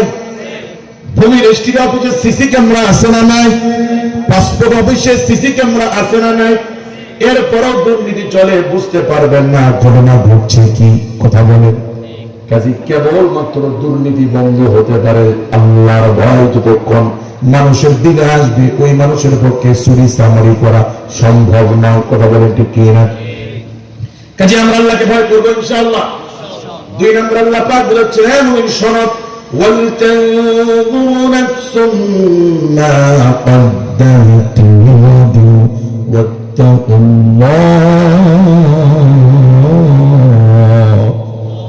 ওয়ালতানযুরু নাফসুম মা কদ্দামাত লিগাদ। তোমাদের বোঝা উচিত, তোমাদের ভাবা উচিত, মা কদ্দামাত লিগাদ, তুমি তোমার আগামীকালের জন্য কি নিয়েছো। সুবহানাল্লাহ। কে বলছে? তাদেরকে বলছে। এমনই তোমার মা যেমন বলে ঠিক মতো খাবি, শরীরের যত্ন নিবি, আমি আল্লাহ তোমাদেরকে বলে মুমিন তোমার বোঝা উচিত তুমি তোমার আগামীকালের জন্য গোলাম কি নিয়েছো। দুনিয়া ক্ষণস্থায়ী, আখিরাত চিরস্থায়ী। ঠিক কিনা? তুমি ব্যবসা করে করে যত টাকার মালিক হও, যত বিল্ডিং ওয়ালা হও, তুমি মরে গেলে একটা টাকা পয়সা ধন দৌলত কি কবর দিতে পারবো আমরা? আল্লাহ পাক এই পৃথিবীতে 4 জন শাসক কি বিশাল অঞ্চলের শাসন ক্ষমতা দিয়েছিলেন। তার মধ্যে 2 জন মুসলমান 2 জনের মধ্যে একজন বাদশা সুলাইমান আলাইহিস সালাম, আরেকজন হলেন বাদশা যুলকারনাইন। বলেন কি না? এই যুলকারনাইন মৃত্যুর আগে নসিহত করে, শোনো আমার মন্ত্রীরা, আমার মৃত্যুর পরে 2টা ওসিয়াত। 1 নাম্বার, আমার লাশ দোয়া যখন খাটের উপরে রাখবা, আমার 2টা হাত কাপড়ের বাহিরে রাখবা, আর জানাজা পড়িয়ে যখন খাটিয়াতে করে লাশ যখন কবরস্থানে নিবা, তখন আমার লাশ আমার স্বজনদের কাঁধে না দিয়ে বড় বড় ডাক্তারদেরকে দিয়ে বহন করে কবরস্থানে নিবা। লোকেরা বলে বাদশা এমন আজীব, এমন আশ্চর্যপূর্ণ আজব নসিহত তো জীবনে কোনোদিন শুনি নাই, হঠাৎ কেন এমন চিন্তা? যুলকারনাইন বলে এই জন্য আমার হাত বের করে রাখবা, যাতে করে আমার লাশের দিকে তাকায়া পৃথিবীর মানুষ যেন শিক্ষা লাভ করতে পারে। এই যুলকারনাইনকে আল্লাহ পাক এত ক্ষমতা, এত বিত্তশালী করার পর যুলকারনাইন যেদিন দুনিয়া থেকে কবরে যায়, 2টা হাত একদম ফাঁকা, একটা পয়সাও আমি যুলকারনাইন কবরে নিতে পারি নাই। কাজে আমরা মরলেও কি বিল্ডিং ঘর বাড়ি কিছু নিতে পারবো? ঘরে 20টা কম্বল আছে, পৌষ মাসের যত শীতের মধ্যে মারা যান, কেউ কি বলবে হায় মুখের ঘরে 20টা কম্বল পড়ে আছে, একটা কম্বল দাও, কবরে বিছায়া দাও, ঠান্ডা দিবে? যত গরমের মধ্যে মারা যান, আপনারা ইলেকট্রনিক্সের দোকান আছে, ফ্যানের অভাব নেই, কেউ কি বলবে একটা ছোট ফ্যান কবরে দাও? লাইট নাই, বাতি নাই, একটা বাতি কবরের মধ্যে ব্যবস্থা করে দাও, কেউ কি দিবে?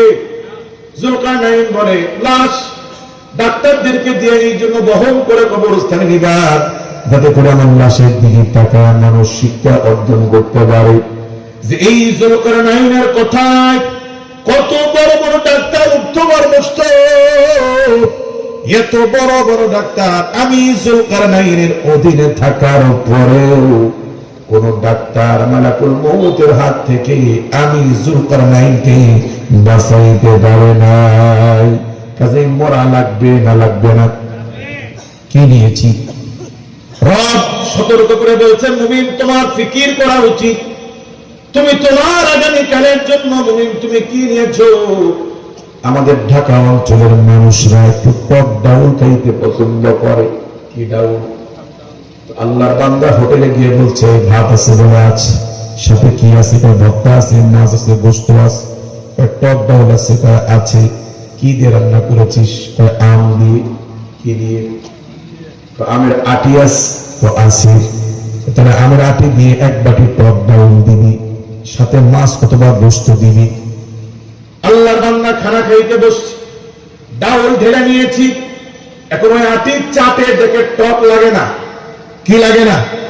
কি রে টক লাগে না কেন? এক পাতিল ডাউল রান্না করি, এক পাতিল ডাউলে টক হওয়ার জন্য একটা আমই যথেষ্ট। ঠিক দিয়ে না? একটা আমের আটি থাকে কয়টা? একটা আমের আটি থাকে একটা। যেই খাইতে আসে সেই শুধু আটি খোঁজে। এত আটি পাবো তো? আপনার আগে 30 জন লোক খেয়ে গেছে, তারাও আটি তালাশ করেছে, আটি দিয়েছি, খেয়ে সেটে চুটে টেবিলের উপরে ধুয়ে গেছে। এটা সুন্দর মতো 2-3 বার ধুয়ে পাতিলে রেখেছি। তো আপনার আগেও এই আটি চেটেতে 30 জন, মনে করুন আপনি 31 নম্বর, 30 জন সেটে ধুয়ে গেছে। এখন কি আর টক লাগবে? তোমরা সার পেছনে ছুটতে ছুটতে, রাজনীতির পিছনে ছুটতে ছুটতে কতটুকু তুমি টাকাওয়ালা হবা, ক্ষমতাওয়ালা হবা?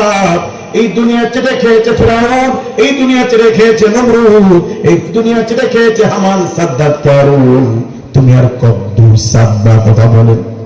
কাজে মুমিন এই দুনিয়া থাকার জায়গা না, আখিরাত চিরস্থায়ী।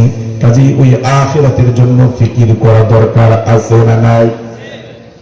আল্লাহ নবী রাহমাতাল লিল আলামিন নবী সাল্লাল্লাহু আলাইহি ওয়াসাল্লামের কাছে এক এতিম বাচ্চা কান্না করতে করতে এসে বলে, ইয়া রাসূলুল্লাহ, একটা অভিযোগ নিয়ে আপনার কাছে এসেছি। বলে, কি অভিযোগ? ইয়া রাসূলুল্লাহ, আমি এতিম, আমার আব্বা নাই, আমার আব্বা জিহাদের ময়দানে শহীদ হয়েছেন। ইয়া রাসূলুল্লাহ, আমার এক প্রতিবেশী আছেন, নাম আবু লুবাবা। বলেন কি নাম? ওই আবু লুবাবার একটা খেজুরের বাগান আছে আমার বাড়ির পাশে। ইয়া রাসূলুল্লাহ, আমি তাকে একাধিকবার বলেছি, চাচা আপনার বাগানের একটা গাছ আমার সীমানার মধ্যে পড়েছে। গাছ আবু লুবাবার জায়গা আমার, এই গাছের জন্য আমি দেওয়াল দিতে পারি না, ওয়াল দিতে পারি না। ইয়া রাসূলুল্লাহ, আমি তাকে বলেছি গাছ কেটে নেওয়ার জন্য, কিন্তু সে গাছ কাটে না। আমি বিকল্প প্রস্তাব দিয়েছি, যদি গাছ না কাটে আমার কাছে বিক্রি করে দেন, সে বিক্রিও করে না। ইয়া রাসূলুল্লাহ, নবীজি আপনি যদি একটা ব্যবস্থা করে দিতেন। আল্লাহ রাসূল অভিযোগ শুনে মুনাফিক আবু লুবাবাকে ডাকলেন, ইয়া আবু লুবাবা, শুনলাম তোমার একটা বাগানে গাছ এতিম বাচ্চার জায়গায় পড়েছে, গাছ কাটো না কেন? বলে, গাছ আমি কাটবো না, না কাটলে বিক্রি করবো, বিক্রিও করবো না। আল্লাহ রাসূল বললেন, আবু লুবাবা, গাছ যদি না কাটো, বিক্রি না করো, দান করে দাও। বলে, আমি দানও করবো না। এরকম ঘাট তারা লোক সমাজে কিছু আছে না নাই? 5টা ছেলে আছে, একটু নেতা খেতা, গায়ের জোরে ক্ষমতার দাপটে গরিবের উপরে, প্রতিবেশীর উপরে বিভিন্ন রকম ভাবে নির্যাতন চালায় কি চালায় না? মজলুম ব্যক্তি মান সম্মান জীবনের ভয়ে প্রতিবাদ করার সাহস পায় না, নীরবে নীরবে জালিমের জুলুম সহ্য করে। এরকম জুলুমবাজি সমাজে চলে কি চলে না? তো এই মুনাফিক আবু লুবাবা গাছ কাটবেও না, বিক্রিও করবে না, দানও করবে না। আল্লাহর হাবিব মুহাম্মদুর রাসূলুল্লাহ সাল্লাল্লাহু আলাইহি ওয়াসাল্লাম আবু লুবাবাকে বললেন, আবু লুবাবা শোনো, তুমি যদি ওই একটা গাছ যদি দান করে দাও, আমি রাসূল ওয়াদা করছি আল্লাহ পাক তোমাকে জান্নাতের মধ্যে একটা খেজুর গাছের মালিক বানায় দিবেন। কোথায় বানায় দিবেন? তার মানে লোকটা জান্নাতে যাবে না, জাহান্নামে যাবে। তাতেও আবু লুবাবা রাজি না। তাতেও কি না? বলুন, আল্লাহ রাসূল এর চাইতে দামি কোন অফার, এর চাইতে মূল্যবান কোন অফার কি বলতে পারেন? কিন্তু মুনাফিক আবু লুবাব তাতেও রাজি না। বলুন তো আমরা যদি হতাম আমরা কি করতাম? আপনারা দিতেন? হ্যাঁ, কি জন্য দিতেন? কি জন্য দিতেন? তার মানে জান্নাতে যাওয়ার আপনাদের খুব আশা আছে নাকি? আল্লাহর রাসূল বলেন, আল্লাহর রাসূল বলেন, আমার কোন উম্মত যদি মিসওয়াক ছাড়া ওযু করে নামাজ পড়ে, মিসওয়াক ছাড়া ওযু করে নামাজ পড়লে যে দেখি মিসওয়াক করে ওযু করে নামাজ পড়লে আল্লাহ পাক তার চেয়ে 70 গুণ বেশি নেকি দিবেন। মিসওয়াক করে ওযু করে নামাজ পড়লে সওয়াব বাড়বে কয় গুণ? আর জোরে বলেন, কয়জনের মিসওয়াক আছে? কই আপনারা জান্নাতে যেতে চান? আম্মা জান আয়েশা রাদিয়াল্লাহু তাআলা আনহা উম্মাহাতুল মুমিনিন আমাদের মা বলেন, হে নবীর উম্মতেরা শোনো, ইন্তিকালের একটু আগে আল্লাহর রাসূল যখন অসুস্থ, বিছানায় শায়িত, ঠিকভাবে কথা বলতে পারছিলেন না অসুস্থতার কারণে, আল্লাহর হাবিব মনে মিসওয়াকের জন্য ইশারা দিলেন। মিসওয়াক আমি এনে চাবিয়ে নরম করে আল্লাহর রাসূলের হাতে দিয়েছি। ইন্তিকালের একটু আগেও আল্লাহর হাবিব মিসওয়াক করেছেন। সুবহানাল্লাহ বলেন। আজ থেকে করবেন তো ইনশাআল্লাহ? হুজুর মিসওয়াক তো করব, কিন্তু একটা মিসওয়াকের দাম 1 লক্ষ টাকা, কিনবো কিভাবে? দাম কি এরকম? গাছের ডালে অভাব আছে? যে কোনো গাছের ডাল দিয়ে $2 দিয়ে ওযু করে নামাজ পড়েন, সব বাড়বে কয় গুণ? আহা, এটা যদি নেকি না হয়, যদি টাকা হইতো, মিসওয়াক করে ওযু করে নামাজ পড়লে নামাজের পরে 70 করে টাকা পাওয়া যাবে। তাহলে এই এলাকা ফটিকছড়িতে একটা গাছের ডাল আর খুঁজে পাওয়া যেত না। আজ থেকে মিসওয়াক করবেন তো ইনশাআল্লাহ? যদি নেকির দরকার হয়, যদি মনে করেন না জান্নাতে যাওয়া লাগবে, ইচ্ছা আছে, তাহলে করিয়েন মিসওয়াক, পারবেন ইনশাআল্লাহ। মুআজ্জাজ হাজিরিন, আমরা যেরকম মিসওয়াকের ফজিলত তো হওয়ার পরেও আমাদের কাছে যেমন মিসওয়াকের গুরুত্ব এখনো আসে নাই, আমরা এখনো মিসওয়াক করতে পারি না। তার মানে কেমন যেন দেখতে গেলে আবু লুবাবের সাথে আমাদের অনেকটা মিল আছে। কথা বলেন। মুআজ্জাজ হাজিরিন, আজ থেকে মিসওয়াক করবেন ইনশাআল্লাহ। 2 নাম্বার, চেষ্টা করবেন ওযু করার পরে কালিমা শাহাদাত পড়ার জন্য। নবী করিম সাল্লাল্লাহু আলাইহি ওয়াসাল্লাম বলেন, কোন মুমিন যদি ওযু করার পরে যদি কালিমা শাহাদাত পাঠ করে, আল্লাহ পাক এই মুমিনের জন্য জান্নাতের 8টা দরজা আল্লাহ পাক খুলে দিবেন। আমরা পারি পড়ি না, আজ থেকে পড়বো ইনশাআল্লাহ। যদি জান্নাতে যাওয়ার ইচ্ছা থাকে তো পড়িয়ে পারবো ইনশাআল্লাহ। 3 নম্বর, আল্লাহর রাসূল বলেন, কোন মুমিন যদি 5 ওয়াক্ত ফরজ নামাজের পরে কোরআনের শ্রেষ্ঠ আয়াত সূরা বাকারা 255 নম্বর আয়াত, আয়াতুল কুরসি, কোন মুমিন যদি 5 ওয়াক্ত ফরজ নামাজের পরে একবার করে পাঠ করে, আল্লাহ পাক এই ব্যক্তির মাঝে আর জান্নাতের মাঝে বাধা রেখেছেন মৃত্যু। মৃত্যুর পরে আল্লাহ পাক জান্নাত, আল্লাহ পাক তাকে জান্নাতের নিয়ামত তার কবরে দান করবেন। কাজে আমরা এই ছোট ছোট আমল করার চেষ্টা করবো ইনশাআল্লাহ। বলছিলাম আবু লুবাব তাতেও রাজি না। রাসূল বলেছেন, গাছ দান করে দিলে আমি রাসূল জিম্মাদার হচ্ছে, আল্লাহ পাক তোমাকে জান্নাতের মধ্যে খেজুর গাছের মালিক বানায় দিবেন। কিন্তু মুনাফিক আবু লুবাব তাতেও রাজি না। তাতে কি না?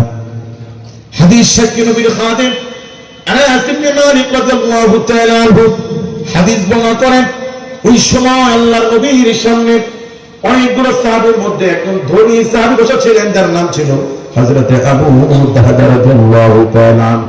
বলেন কি না? হযরত আবু দাহদা রাদিয়াল্লাহু তাআলা বলেন, ইয়া রাসূলুল্লাহ, আবু লুবাব সে তো জান্নাতের অফার পাওয়ার পরেও দিতে রাজি নয়। নবীজি, ওই কাজটা আমি যদি কিনে নিই, এতিম বাচ্চাকে দান করে দিই।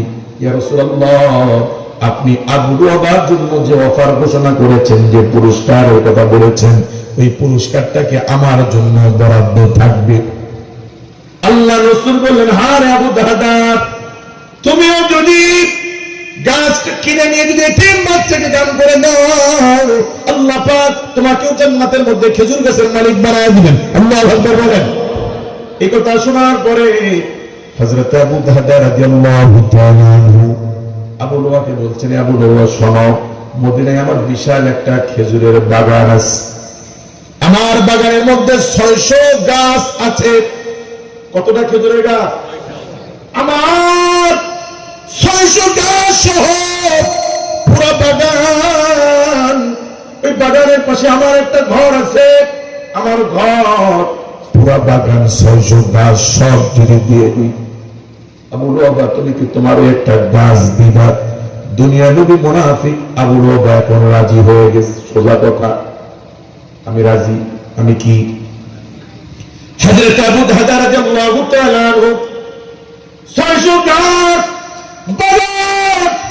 বাড়ি সব দিয়ে দিয়ে একটা গাছ আবু বকরের কাছ থেকে কিনে নিলেন। এরপরে ওই গাছটা আল্লাহ রাসূলের সামনে 3 বাচ্চাকে দান করে দিলেন। এরপরে আল্লাহ রাসূলকে জিজ্ঞেস করেন, ইয়া রাসূলুল্লাহ, নবীজি আমি কি এখন জান্নাতের মধ্যে খেজুর গাছের মালিক হতে পেরেছি? হাদিস বর্ণনা সাহাবা আনাস ইবনে মালিক রাদিয়াল্লাহু তাআলা আনহু বলেন, এই প্রশ্ন শোনার পরে আল্লাহর হাবিব একবার নয়, দুইবার নয়, তিনবার নয়, তিনবার অধিক আল্লাহর নবী সাহাবা একরামদের সামনে বলেছেন, আমার সাহাবীরা সাক্ষী থাকো, আমার আবু দারদার জন্য বিশাল বিশাল খেজুরের বাগান জান্নাতের মধ্যে অপেক্ষা করছে। তারা জিতছে না ঠকছে? আমিন। তারা পরকালের আশায়, জান্নাতের আশায় যদি জান্নাত লুফে নেওয়ার চেষ্টা করে, তারা জিতছে না ঠকছে? ইমাম আহমদ ইবনে হাম্বল রাহিমাহুল্লাহর সন্তানকে একজন জিজ্ঞেস করে, হুজুর দুনিয়াতে কিছু মানুষ মৃত্যুকে খুব ভয় পায়, তার কারণ কি? ইমাম আহমদ ইবনে হাম্বল রাহিমাহুল্লাহর ছেলে বলেন, শোনো, মৃত্যুকে মানুষ ভয় পায় কারণ কি? কারণ মানুষ যেই জিনিসের যত্ন নেয়, যেই জিনিসকে ভালোবাসে, ওই জিনিস হারাইলে মানুষ কষ্ট পায়, এটা স্বাভাবিক, ঠিক কি না? যারা দুনিয়ার পিছনে সময় দিয়ে, যারা দুনিয়া সাজায়, মৃত্যু তাদের জন্য কষ্টকর, মৃত্যু মেনে নেওয়া তাদের জন্য কষ্টকর, মৃত্যু তাদের জন্য ভয়। আর যারা নেকি দিয়ে আখিরাত সাজায়, স্বপ্ন যাদের জান্নাত, স্বপ্ন যাদের আখিরাত, তাদের জন্য মৃত্যু মানে আনন্দের দিন। বলেন কিসের দিন? কারণ মুমিনের মৃত্যু মানে আজ থেকে আর নামাজ পড়া লাগবে না, আজ থেকে আর কোনো কষ্ট নাই, মুমিন শুধু করতে দেরি, এরপরে আল্লাহর জান্নাতের নিয়ামত দিতে আল্লাহর দেরি নাই। আল্লাহু আকবার বলেন। এই জন্য সাহাবায়ে কেরাম জিহাদের ডাক আসলে জান্নাতে দ্রুত যাওয়ার জন্য, জান্নাতকে দ্রুত লুফে নেওয়ার জন্য, আখিরাতে বিজয়ী হওয়ার জন্য, তারা জান্নাতে যাওয়ার জন্য প্রতিযোগিতা চালাইতেন। আল্লাহু আকবার বলেন। কাজে আমাদের আখিরাতের ফিকির করার দরকার আছে না নাই? নামাজ না পড়ে গোড়ার কাজ করে। মুআজ্জিজ হাজিরিন, মুসলিম দার্শনিক ইমাম গাজ্জালি রাহমাতুল্লাহি আলাইহি, নাম শুনছেন তো? ইমাম গাজ্জালি রাহমাতুল্লাহি আলাইহি তিনি একটা ওয়াকিয়া বর্ণনা করেন মানুষকে বোঝানোর জন্য। এরা মুসলিম জাতি একটা বোকা লোকের গল্প শোনাই তোমাদেরকে। নির্বোধ লোক, বোকা লোক। কিরকম গল্প? বলে এক কাঠুরিয়া বনের মধ্যে কাঠ কাটতো, প্রতিদিনের ন্যায় কাঠ কাটতে গেছে, হঠাৎ লক্ষ্য করে দেখে একটা সিংহ তার দিকে ধেয়ে আসতেছে। সিংহকে দেখে মানুষকে দাঁড়ায় থাকবে না, দৌড় শুরু করবে। এই কাঠুরিয়া দৌড়াচ্ছি, পিছনে সিংহ। অনেকক্ষণ দৌড়ানোর পরে লোকটা এক পর্যায়ে জীবনের আশায় ছেড়ে দিয়েছেন, না এভাবে দীর্ঘক্ষণ আমি দৌড়াইতে পারবো না, আমাকে মরতেই হবে, হয়তো আজকে আমার জিন্দেগির শেষ দিন। অনেকক্ষণ দৌড়াইতে দৌড়াইতে দৌড়াইতে লোকটা জীবনের আশা ছেড়ে দিয়েছে। হঠাৎ লক্ষ্য করে দেখে সামনে গভীর একটা গর্ত দেখা যায়, কূপ দেখা যায়। আল্লাহর বান্দা চিন্তা করে, এমনিও মরে যাব, এমনিও মরে যাব, ঝাঁপ দিই, হতে পারে 2-4 দিন তো বাঁচতেও পারি। আমাদের ঢাকা শহরে যখন আগুন লাগিয়ে দেখবেন 4 তলা 5 তলার উপর থেকে মানুষ বাঁচার জন্য তখন লাফ দেওয়া শুরু করে, দেয় কি দেয় না? যে আগুনে আটকা পড়লে মৃত্যু নিশ্চিত, ধোঁয়াতে নিঃশ্বাস বন্ধ হয়ে যাবে, আগুনে পড়ে যাব, লাফ যদি নিচে দিই পা ভাঙলেও বাঁচার চান্স থাকতেও পারে। কাজে বড় বিপদ থেকে, নগদ বিপদ থেকে বাঁচার জন্য মানুষ লাফ দেওয়াতে ভয় পায় না, ঠিক না? এই যুবক চিন্তা করে, এমনিও বাঁচবো না, এমনিও বাঁচবো না, লাফ দিই, যা আছে কপালে, কূপের মধ্যে পড়লেও 2-3 দিন তো বাঁচতে পারবো। আল্লাহর বান্দা যখন কূপের মধ্যে লাফ দিয়েছে, এই কূপের মাঝামাঝি জায়গায় কিছু লতা ছিল। কি ছিল? লতার উপরে পড়ে আল্লাহর গোলাম লতা ধরে ঝুলে আছে, একেবারে তলায় পড়ে নাই, মাঝখানে লতা ছিল, ওই লতা ধরে আল্লাহর বান্দা ঝুলে আছে। বলুন, একটা লোক রশি ধরে বাঁশ ধরে 2, 4, 5, 10 ঘন্টা কি ঝুলে থাকতে পারে? লোকটা চিন্তা করে, হাই কোন বিপদে বললাম, আমি দীর্ঘক্ষণ এই লতা ধরে ঝুলে থাকতে পারবো না, হয়তো আমাকে উপরে উঠতে হবে নতুবা নিচে নামতে হবে, এছাড়া দীর্ঘক্ষণ তো লতা ধরে আর ঝুলে থাকতে পারবো না, ঠিক কিনা? আল্লাহর বান্দা যখন উপরের দিকে তাকায়, দেখে ওই কূপের উপরে, কূপের মাথায় ওই সিংহটা উকি দিচ্ছে। আল্লাহর বান্দা, উপরের দিকে তাকায় লাভ নাই, উপরে উঠলে আমি তোমাকে খেয়ে ফেলবো। তার মানে উপরে যাওয়ার সুযোগ নাই, উপরে আছে কি? আল্লাহর বান্দা চিন্তা করে, উপরে যদি যেতে না পারি তাহলে নিচে নামা যায় কিনা। আল্লাহর বান্দা যখন নিচের দিকে তাকায়, দেখে ওই কূপের তলদেশে বড় একটা সাপ তার দিকে হা করে তাকায়। নিচে কি? উপরে ওঠার সুযোগ নাই, নিচে নামার সুযোগ নাই।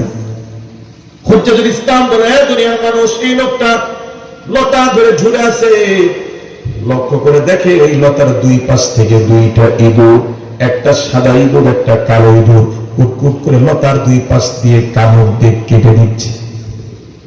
বাড়ছে না কমছে? এত বিপদের মধ্যে আল্লাহর গোলাম লক্ষ্য করে দেখি ওই লতার একটা কোনায় মধুর চাক দেখা যায়, মধু দেখা যায়। আল্লাহর বান্দা মধু দেখে সিংহের কথা ভুলে গেল, নিচের সাপের কথা ভুলে গেল, ইঁদুরগুলো যে রশি কেটে দিচ্ছে এদের কথা ভুলে গেল, সব ভুলে আল্লাহর বান্দা এক হাতে রশি ধরে আরেক হাতে মধু খাওয়ার মধ্যে ব্যস্ত হয়ে পড়ল। হুজ্জাতুল ইসলাম বলে, দুনিয়ার মানুষ বলো তো এই লোক চালাক না বোকা? মনে করেন কেউ একজন চিৎকার করে বলল যে কোত্থেকে যেন একটা সিংহ আসছে, কেউ থাকবেন আপনারা এখানে? যদি সত্যি হয় থাকবেন আপনারা? মনে করেন আপনারা এখন খানা খাচ্ছেন, দৌড় দিবেন কিনা? একজনকে বলল দূর যা আছে করে আগে খাইয়া দিন। এরকম কেউ যদি করে সে কি ভালো মানুষ, মানে সুস্থ মানুষ? এই লোকটা কি পাগল না সুস্থ? হুজ্জাতুল ইসলাম বলেন, মুমিন তুমি তোমার জীবনকে কার্টুনের সাথে একটু মিলা দেখো। আল্লাহ পাক কালামের মধ্যে বলেছেন, কুল্লু নাফসিন যায়িকাতুল মাউত, প্রত্যেকের মৃত্যুর স্বাদ গ্রহণ করা লাগবে। লাগবে কি লাগবে না? আইনামা তাকুনু ইদরিকুমুল মাউত ওয়ালাউ কুনতুম ফি বুরুজিন মুশাইয়াদা, মৃত্যুর হাত থেকে বান্দা যেখানে লুকাও, পাহাড়ের নিচে লুকাও, মাটির নিচে লুকাও, পানির নিচে লুকাও, চাঁদে যাও, সূর্যে যাও, মালাকুল মউত ধরবে ধরবে, ঠিক কি না? কাজেই মৃত্যু নামক সিংহ প্রতিনিয়ত আমাদেরকে ধাওয়া করে চলছে, ঠিক কি না? মৃত্যুর যন্ত্রণা কত কঠিন, সইতে আমি পারিব না, কবরের আযাব কত কঠিন, সইতে আমি পারিব না। ওগো দয়াময় হে রহমান, চাই যে তোমার করুণা, মৃত্যুর যন্ত্রণা কত কঠিন, সইতে আমি পারিব না। আল্লাহু আকবার বলেন। তোমার পিছনে সিংহ নামক মৃত্যু তোমাকে ধাওয়া করে চলছে, তুমি তোমার মার পেট হয়ে ট্রাজিট নিয়ে ভায়া হয়ে দুনিয়া নামক গর্তের মধ্যে, দুনিয়া নামক কূপের মধ্যে তুমি ঝাঁপ দিয়েছ। এই দুনিয়া থাকার জায়গা না, এটা একটা কূপ। বল এটা কি? আমাদের আসল বাড়ি হলো আল্লাহর জান্নাত। আসল বাড়ি কোনটা? জান্নাত এই মুহূর্তে আছে কোথায়? নিচে না উপরে? আল্লাহর কালাম আল্লাহ পাক বলে, ইনদা সিমরাতিল মুনতাহা ইনদাহা জান্নাতুল মাওয়া। আল্লাহু আকবার বলেন। সিদরাতুল মুনতাহার পাশে আল্লাহ পাক জান্নাত রেখেছেন। আল্লাহ কোরআনুল কারীমে সূরাতুল বাকারাতে বলেন, কুল্লা হাবিতু মিনহা জামিআ, আমি আল্লাহ আদম, হাওয়া এবং ইবলিস সবাইকে নামিয়ে দিয়েছি। কি করেছেন? নামিয়ে দিয়েছেন মানে জান্নাত আছে কোথায়? উপর থেকে আল্লাহ নামিয়ে দিয়েছেন। এই জান্নাত কোথায় আছে? উপরে। পৃথিবীতে কোন মানুষ যদি কোন গর্তে পড়ে যায়, গর্তের পরিমাণ যদি বেশি হয়, তাহলে এই গর্ত থেকে মানুষকে কেমনে উঠায়? উপর থেকে একটা রশি ছেড়ে দেয়, ঠিক কিনা? যেই লোক গর্তে পড়েছে তার দায়িত্ব হলো শক্ত করে ধরা, আর উপরে যারা আছে তারা উঠায়। এইভাবেই তো উঠানো হয়, ঠিক কিনা? আল্লাহ পাক জান্নাতের মানুষদেরকে বাড়ি থেকে দুনিয়া নামক কূপে আল্লাহ পাক নামিয়ে দিয়েছেন। আবার এই কূপ থেকে তুলে জান্নাতে দেওয়ার জন্য আল্লাহ পাক কোরআন নামক রশি আল্লাহ পাক উপর থেকে নামিয়ে দিয়েছেন, ঠিক কিনা?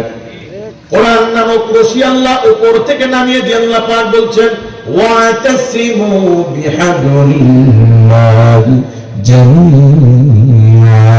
আল্লাহু আকবার বলেন। আল্লাহর রজ্জু, আল্লাহর রশি, কোরআনকে শক্ত করে ধরো। যে ব্যক্তি দুনিয়া নামক কূপে কোরআন নামক রশিকে শক্ত করে ধরবে, কোরআন নামক রশি তার আসল বাড়ি আল্লাহর জান্নাতে পৌঁছে দিবে। সুবহানাল্লাহ বলেন। এই দুনিয়ার কূপ, এটা থাকার জায়গা না, এটা কূপ বলে। এটা কি? মার পেট থেকে, মৃত্যুর হাত থেকে বাঁচার জন্য ঝাঁপ দিয়েছেন দুনিয়া নামক কূপে। এই দুনিয়াতে ঝাঁপ দেওয়ার পরে হায়াত নামক রশি ধরে আপনি আমি ঝুলে আছি। আমাদের জানা নাই হায়াত কার, কতদিন, ঠিক কিনা? হায়াতকে পুঁজি করে, হায়াতকে আঁকড়ে ধরে আমরা ঝুলে আছি। আর এই দুনিয়ার তলদেশে সাপ নামক কবর আমাদের দিকে হাঁ করে তাকায় আছে। কবর আমাদেরকে ডেকে বলে, আনা বাইতু হুলমা, আমি অন্ধকারের ঘর। খবরদার মুমিন, নেকি সারা আমল সারা আমার ভিতরে আসিও না। কাজে এই দুনিয়া নামক কূপের তলদেশে সাপ নামক কি তাকায় আছে? জোরে বলেন। এই কবরকে ভয় করা দরকার আছে না নাই? আল্লাহ পাক ওয়াত্তাকু ইয়াওমান লা তাজজি নাফসুন আন নাফসিন শাইআন ওয়া লা ইউকবালু মিনহা শাফাআত। এমন ভয় করো ওই দিনকে যেদিন কোনো সুপারিশ চলবে না, যেদিন কেউ কারো কোনো উপকারে আসবে না। ওয়া লা ইউখযু মিনহা আদলুন, যেদিন কোনো বিনিময় চলবে না, কোনো সুদ চলবে না, ঘুষ চলবে না। ওই কবরের জগৎকে আখিরাত তোমরা ভয় করো। কে বলছে? কাজী হুজ্জাতুল ইসলাম বলে, দুনিয়ার মুমিন, এই দুনিয়ার তলদেশে সাপ নামক কবর তোমার দিকে তাকায় আছে।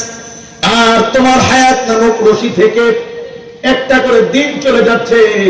দিন নামক সাদা ইঁদুর হায়াত নামক রশি কেটে ছোট করে দিচ্ছে, ঠিক কি না? রাত নামক কালো ইঁদুর কুটকুট করে আপনার হায়াতি জীবন নামক রশিকে কেটে ছোট করে দিচ্ছে। আপনার হায়াত যদি হয় 7 বছর, অলরেডি কারো 30 গেছে, অলরেডি কারো 50 চলে গেছে, ঠিক কি না? কাজে জীবন থেকে একটা রাত চলে যায়, জীবন থেকে একটা দিন চলে যায়। মুমিন, বিপদ আপনার তত কাছে আসতেছে, ঠিক কি না? এত বিপদের মধ্যে থাকার পরেও মুমিন দুনিয়ার ধন সম্পদ নামক মধুর লোভ সামলাইতে না পেরে তুমি মৃত্যুর কথা ভুলে গেছো, তুমি কবরের কথা ভুলে গেছো।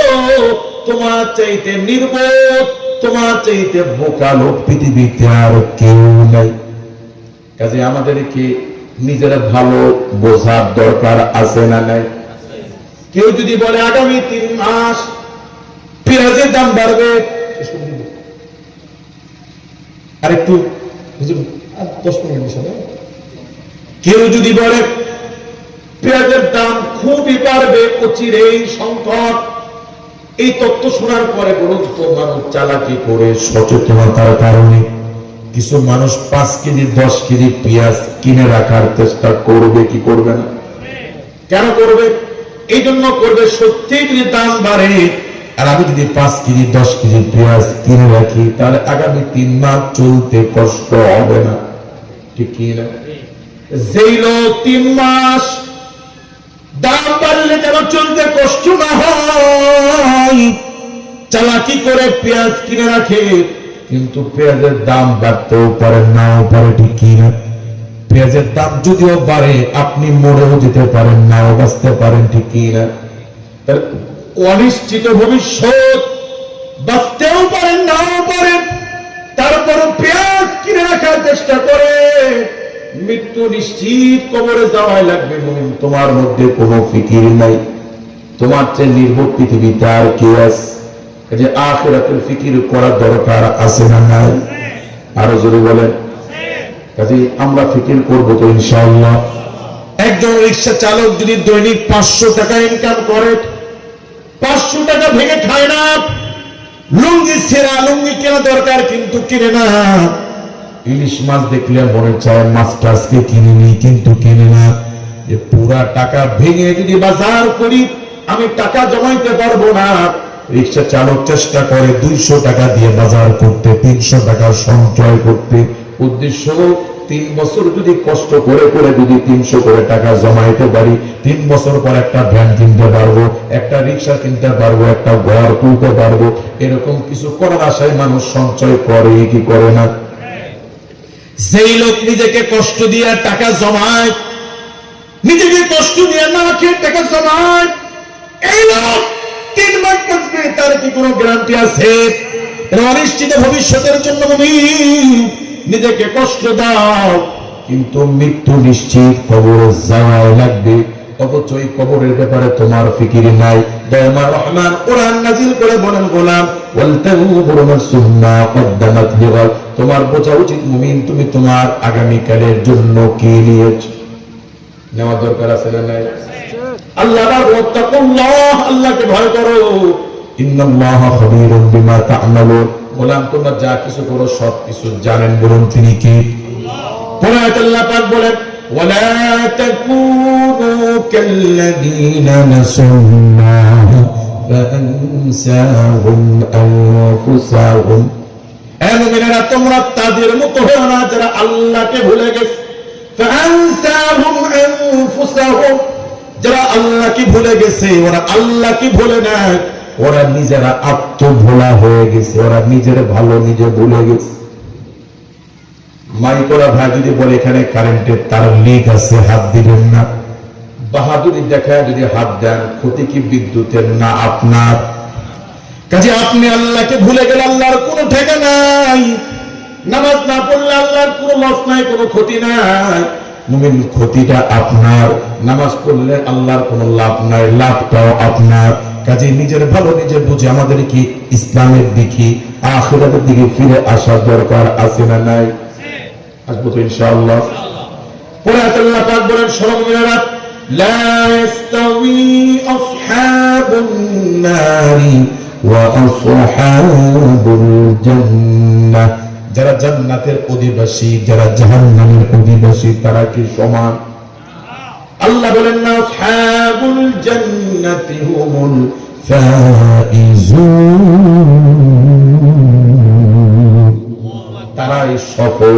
আমার দিকে খেয়াল করেন, এই পৃথিবীতে কোন মানুষ শিক্ষিত হয়েছে, বড় প্রফেসর হয়েছে, পিএইচডি করেছে, ডক্টর হয়েছে, সে সফল নয়। কোন ব্যক্তি বড় ব্যবসায়ী হয়েছে, সে সফল নয়। কোন ব্যক্তি রাজা বাদশাহ হয়েছে, সে সফল নয়। কোন ব্যক্তি বিশাল প্রভাব প্রতিপত্তি অর্জন করেছে, সে সফল নয়, ততক্ষণ পর্যন্ত সে আল্লাহর জান্নাতে না যায়। ঠিক কি না? কাজে মানুষ সফল তখন যখন সে জান্নাতে যাবে। কাজে আমাদের সফল হওয়ার দরকার আছে না নাই? জান্নাতে যদি আমরা যাই, এই ব্যক্তি সফল। এই ব্যক্তি কি? আমার দিকে খেয়াল করেন, মানুষের পৃথিবীতে না পাওয়ার অনেক বেদনা। স্বপ্ন ছিল পড়াশোনা করে শিক্ষিত হব, হতে পারি নাই। স্বপ্ন ছিল বড় ধনী হব, হতে পারি নাই। স্বপ্ন ছিল সুন্দরী কোন মেয়েকে বিবাহ করব, করতে পারি নাই। স্বপ্ন ছিল বড় নেতা হব, হতে পারি নাই। স্বপ্ন ছিল বিশাল একটা বাড়ি করব, করতে পারি নাই। এরকম হাজারো না পাওয়ার, না করার বেদনা আছে না নাই? মুমিন, আপনি যদি টার্গেট করেন জীবনে যত ঠকছি অসুবিধা নাই, কিন্তু জীবনের মূল পাওয়া আল্লাহ জান্নাত হারাইতে পারবো না। যে কোনো মূল্যে আমাকে আল্লাহর জান্নাতে যেতেই হবে। বিশ্বাস করুন মুমিন, আপনি যদি আল্লাহর জান্নাতে যেতে পারেন, দুনিয়াতে যা আপনি পান না সব আল্লাহ জান্নাতে দিবে। দুনিয়াতে আপনার স্বপ্ন ছিল বড় একটা ধনী মানুষ হওয়া, বিশাল আলিশান বাড়ি হবে। আল্লাহ পাক জান্নাত এত বড় জান্নাত দিবেন নবী। আল্লাহ পাক ওয়াসারিউ ইলা মাগফিরাতিন মির রাব্বিকুম ওয়া জান্নাতিন আরদুহাস সামাওয়াতু ওয়াল আরদ। মুমিন যত দ্রুত পারো তোমার রবের ক্ষমার দিকে এগিয়ে আসো, ওই জান্নাতের দিকে এগিয়ে আসো যে জান্নাতের প্রশস্ততা আসমান জমিনের চাইতে আরো বেশি। আল্লাহু আকবার বলেন। আল্লাহ পাক সবচেয়ে ছোট জান্নাত যাকে দিবে ওই ছোট জান্নাতের আয়তন হবে আসমান জমিনের চাইতে বড়। সুবহানাল্লাহ বলতে ইচ্ছা করলো না? এত বড় বাড়ি আল্লাহ পাক দিবেন। আপনি যদি দুনিয়াতে একবার সুবহানাল্লাহ বলেন, মুমিন আপনার জান্নাতের বিশালতা এত পরিমাণ বেড়ে যাবে। আল্লাহ রাসূল বলেন একটা শক্তিশালী ঘোড়া 70 বছর দৌড়ায় যত দূর যাইতে পারে আল্লাহ পাক জান্নাতের মধ্যে একটা বৃক্ষ রোপণ করে দিবেন। ওই বৃক্ষের বিশালতা হবে এত বিশাল। তার মানে দুনিয়াতে একবার সুবহানাল্লাহ পড়বেন, জান্নাত বড় হতে থাকবে, ঠিক কি না? কাজে এত বড় বাড়ি আল্লাহ পাক দিবেন। আল্লাহ পাক জানেন নারীর প্রতি আপনার দুর্বলতা আছে, এই জন্য আল্লাহ পাক হুরুম মাকসুরাতুন ফিল খিয়াত কামসালিল লুলুল মাকনুন। আল্লাহ পাক ঝিনুকের মধ্যে মুক্তা যেরকম আল্লাহ পাক সংরক্ষণ করেন, আল্লাহ পাক মুমিনদের জন্য জান্নাতের মধ্যে এইরকম বিশ্ব সুন্দরী রূপবতী হুর আল্লাহ জান্নাতে দিয়ে এসে দিয়েছেন। কাজী যদি বিল্ডিং এর মালিক হতে চান, সুন্দরী নারীর মালিক, সুন্দরী নারী চান, যদি জান্নাতে ভালো মন্দ খাইতে চান, মুমিন আপনার টার্গেট থাকতে হবে আমাকে জান্নাতে যেতেই হবে। পারবো ইনশাআল্লাহ। দুনিয়াতে কিছু পাই বা না পাই অসুবিধা নাই, আমার টার্গেট আল্লাহর জান্নাত। টার্গেট কি? যদি আপনি জান্নাত দিতে পারেন আল্লাহ পাক বিশাল আলিশান জান্নাত দিবেন যার কোনো মেয়াদ নাই। এমন না যে 1 কোটি বছর পরে, 10 কোটি বছর পরে, 1 ট্রিলিয়ন কোটি বছর পরে আল্লাহ বের করে দিবেন, এমন না। হুম ফিহা খালিদুন, যে প্রজেক্টের কোনো শেষ নাই, যে অনন্তকাল ওই জান্নাতে থাকবেন। ওই জান্নাতে যাওয়ার জন্য দুনিয়াতে আখিরাতের দিকে আসা, আল্লাহর দিকে আসা দরকার আছে না নাই? যদি বলেন হুজুর আমার তো লোভ নাই, আমি জান্নাতে যাওয়ার দরকার আমার নাই, জান্নাত আমার লাগবে না, জান্নাত যদি আপনার না লাগে এমন নয়। জান্নাত আমি চাই না, দুনিয়াতে যেমন আছি এরকম কষ্ট করে চলতে পারলেই আমার হলো, এরকম কি কোনো সুযোগ আছে? পরকালের জায়গা দুইটা, বলেন কয়টা? হয়তো জান্নাত নতুবা জাহান্নাম। জান্নাতে না গেলে আপনার অবস্থান কোথায় হবে? যদি বলি ইয়াকুলু ইয়া লাইতানি কুনতু তুরাবাত, হায় আমার নসিব, আজ যদি আমি মাটি হয়ে যাইতাম, সেদিন মাটি হওয়ার কোনো সুযোগ থাকবে না। হায় আজকে যদি আমি ধ্বংস হয়ে যাইতাম, কোনো সুযোগ নাই। জায়গা দুইটা, জান্নাত অথবা জাহান্নাম। এখন সিদ্ধান্ত আপনার, আপনি কোথায় যাবেন? কোথায় যেতে চান? জান্নাতে যাওয়ার জন্য চেষ্টা করার দরকার আছে না নাই? করবো ইনশাআল্লাহ। সোজা বাংলা কথা, মনে করুন দুইটা অপশন আপনাকে দেওয়া হলো। কয়টা? 1 নাম্বার, সিএনজিতে করে কুয়াকাটা নেওয়া হবে। কোথায়? কিসে করে? সিএনজিতে করে কুয়াকাটা নেওয়া হবে। যাইতে হয়তো 3-4 দিন সময় লাগতে পারে। কোমর ব্যথা হবে, শরীর ব্যথা করবে, ধুলাবালি দিয়ে শরীর ময়লা পড়ে যাবে, ঠিক কি না? কষ্ট করে হলেও সিএনজিতে করে কক্সবাজার কুয়াকাটা যাওয়ার পরে 3 দিন কুয়াকাটা রাখার পরে 5 স্টার হোটেলে ভালো মন্দ খাওয়ানোর পরে এসি গাড়িতে করে আবার চট্টগ্রাম পৌঁছে দেওয়া হবে। এরপরে চট্টগ্রাম আসার পরে 20 তলা একটা বাড়ি হাদিয়া দেওয়া হবে। এটা 1 নাম্বার অপশন। আর 2 নাম্বার, সিএনজিতে করে না, এসি গাড়িতে করে নেওয়া হবে। কিসে করে? এসি গাড়িতে করে কুয়াকাটা নেওয়া হবে। কষ্ট হবে না, সময় বেশি লাগবে না, আরামে বেরিতে পারবেন। কিন্তু কুয়াকাটা যাওয়ার পরে 3 দিন ভালো মন্দ খাওয়ানোর পরে এসি গাড়ি সহ পানিতে ডুবে মারা হবে। কোনটা পছন্দ করবেন? সিএনজিটা।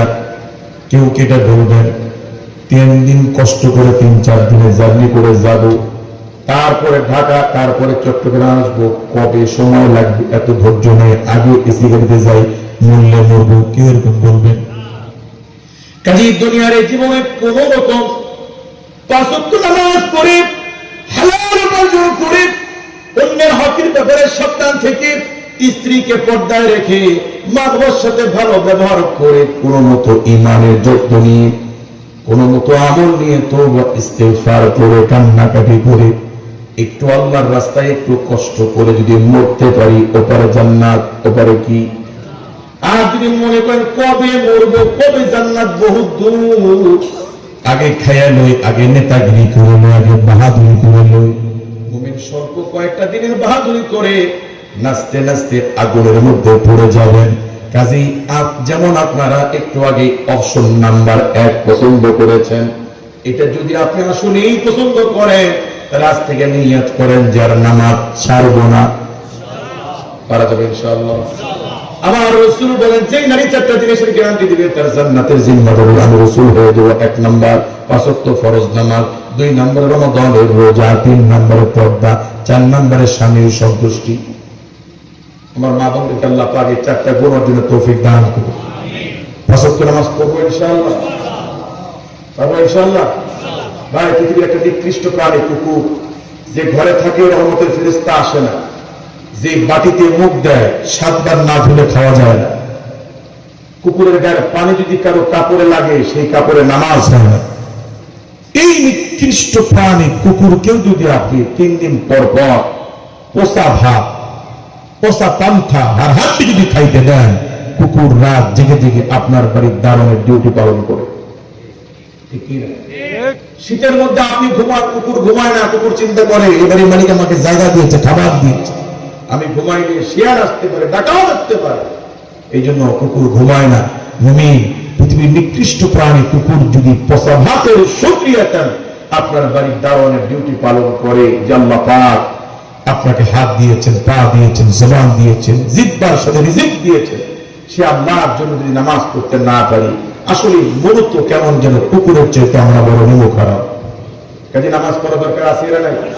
ভাই আল্লাহর রাস্তে যারা নামাজকে বোঝা মনে করেন হুজুর আমার পক্ষে সম্ভব না, যত ওয়াজ করেন কাজ হবে না, ভাই আল্লাহর রাস্তে যারা নামাজকে বোঝা মনে করেন আল্লাহর রাস্তে ফরজটা শুরু করেন, তাও করেন।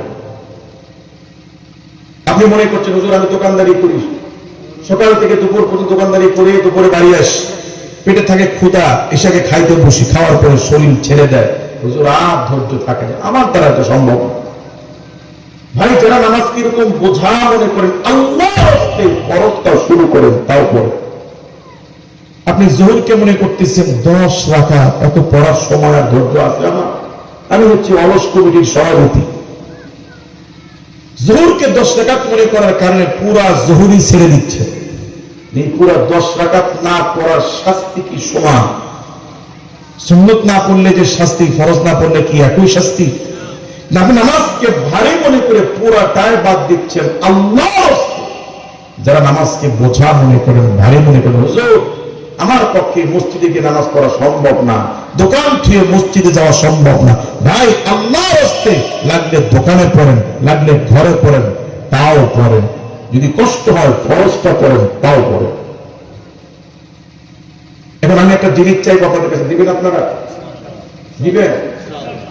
অনেকে ভয় পাচ্ছে, আমি তো জানি কালেকশন নাই, হুজুর কি কালেকশন করবে? না কালেকশন নাই, টেনশন নাই। আপনারা এই মুহূর্তে এসে আল্লাহকে হাজির নাজির জেনে আল্লাহকে ভয় করে আপনারা এই মুহূর্তে আমাকে একটা সত্য কথা বলবেন ইনশাআল্লাহ। রাসূল বলেছেন আল কিযবু উম্মুক, সকল পাপের মা হচ্ছে মিথ্যা। মানুষ যদি মিথ্যা ছেড়ে দিত, চুরি করতে পারতো না, ওজনে কম দিতে পারতো না, ভেজাল দিতে পারতো না। সবাই সত্য বলবেন ইনশাআল্লাহ? সবাই রেডি? মনে থাকার দেন। হ্যাঁ, কারা কারা আছে হুজুর আমার পক্ষে 5 ওয়াক্ত ফরজ নামাজও সম্ভব না, সারা দিনে 17 রাকাত ফরজ নামাজ, কত? ফজরের 2, যোহরের 4, আসরের 4, মাগরিবের 3, এশার 4, এই 17 রাকাত ফরজ কারা কারা আছেন হুজুর এই ফরজও আমার দ্বারা হবে না, তারা একটু হাত তোলেন। না পারলে হাত তোলেন, আমি মুসাফির দোয়া করবো। হুজুররা আছেন তারাও দোয়া করবো, আল্লাহ আপনার এই বান্দা পারে না, স্বীকার করছে, আল্লাহ তাকে তৌফিক দেয়, দোয়া করবো। কি সবাই পারবে? যত কষ্ট হোক পারবে ইনশাআল্লাহ। এই যে কক্সবাজার থেকে যারা গাড়ির কন্ট্রাক্টারি করে, সারা রাত ধরে গাড়ির দরজার পাশে দাঁড়ায়া ড্রাইভারকে ডিরেকশন দেয়, ওস্তাদ ডানে বামে সামনে পিছনে, হালকা প্লাস্টিক বলে কিনা, তো 500 টাকার জন্য একটা ড্রাইভার যদি লাভ হয় কোমর ব্যথা করে, হাঁটু ব্যথা করে, বসে না, মশা কামড়ায়, বসে না। কি জন্য কষ্ট করে? গাড়ি চালায় ঢাকা গেলে 600 টাকা নেবো, 700 টাকা নেবো। 700 টাকার বিনিময় সারা রাত ধরে যদি কন্ট্রাক্টর ডিউটি করতে পারে, আল্লাহর ওলা চোখ কার দেওয়া? আলাম নাজআল লাহু আইনাইন ওয়া লিসানান ওয়া শাফাতাইন। ওলা এই চোখ দিয়ে দেখো, চোখ আমি দিই নাই। এই জবান দিয়ে কথা বলো, এটাকে আমি দিই নাই। তো যে আল্লাহ চোখ দিলেন, হাত দিলেন, পা দিলেন, সে আল্লাহর জন্য যত কষ্ট হোক সবাই ফরজ নামাজ পারবো ইনশাআল্লাহ।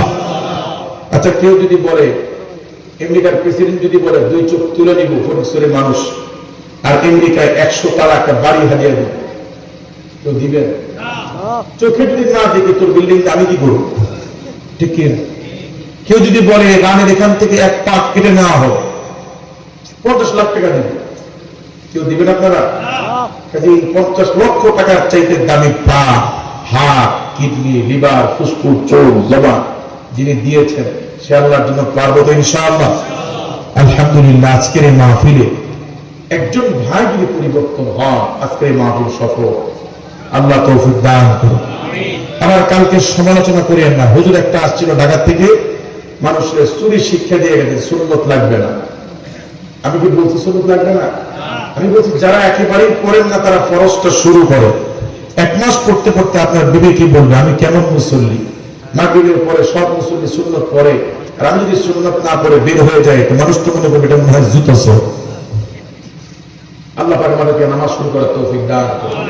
আল্লাহ আমাদেরকে আখিরাতের ফিকির করে সকল জাতীয় গুনাহ থেকে হেফাজত থাকার তৌফিক দান করুন। দুরূদ শরীফ পড়ুন। আল্লাহুম্মা সাল্লি আলা মুহাম্মাদ ওয়া আলা আলি মুহাম্মাদ কামা সাল্লাইতা আলা ইব্রাহিম ওয়া আলা আলি ইব্রাহিম ইন্নাকা হামিদুম মাজিদ। আল্লাহ। আলহামদুলিল্লাহ।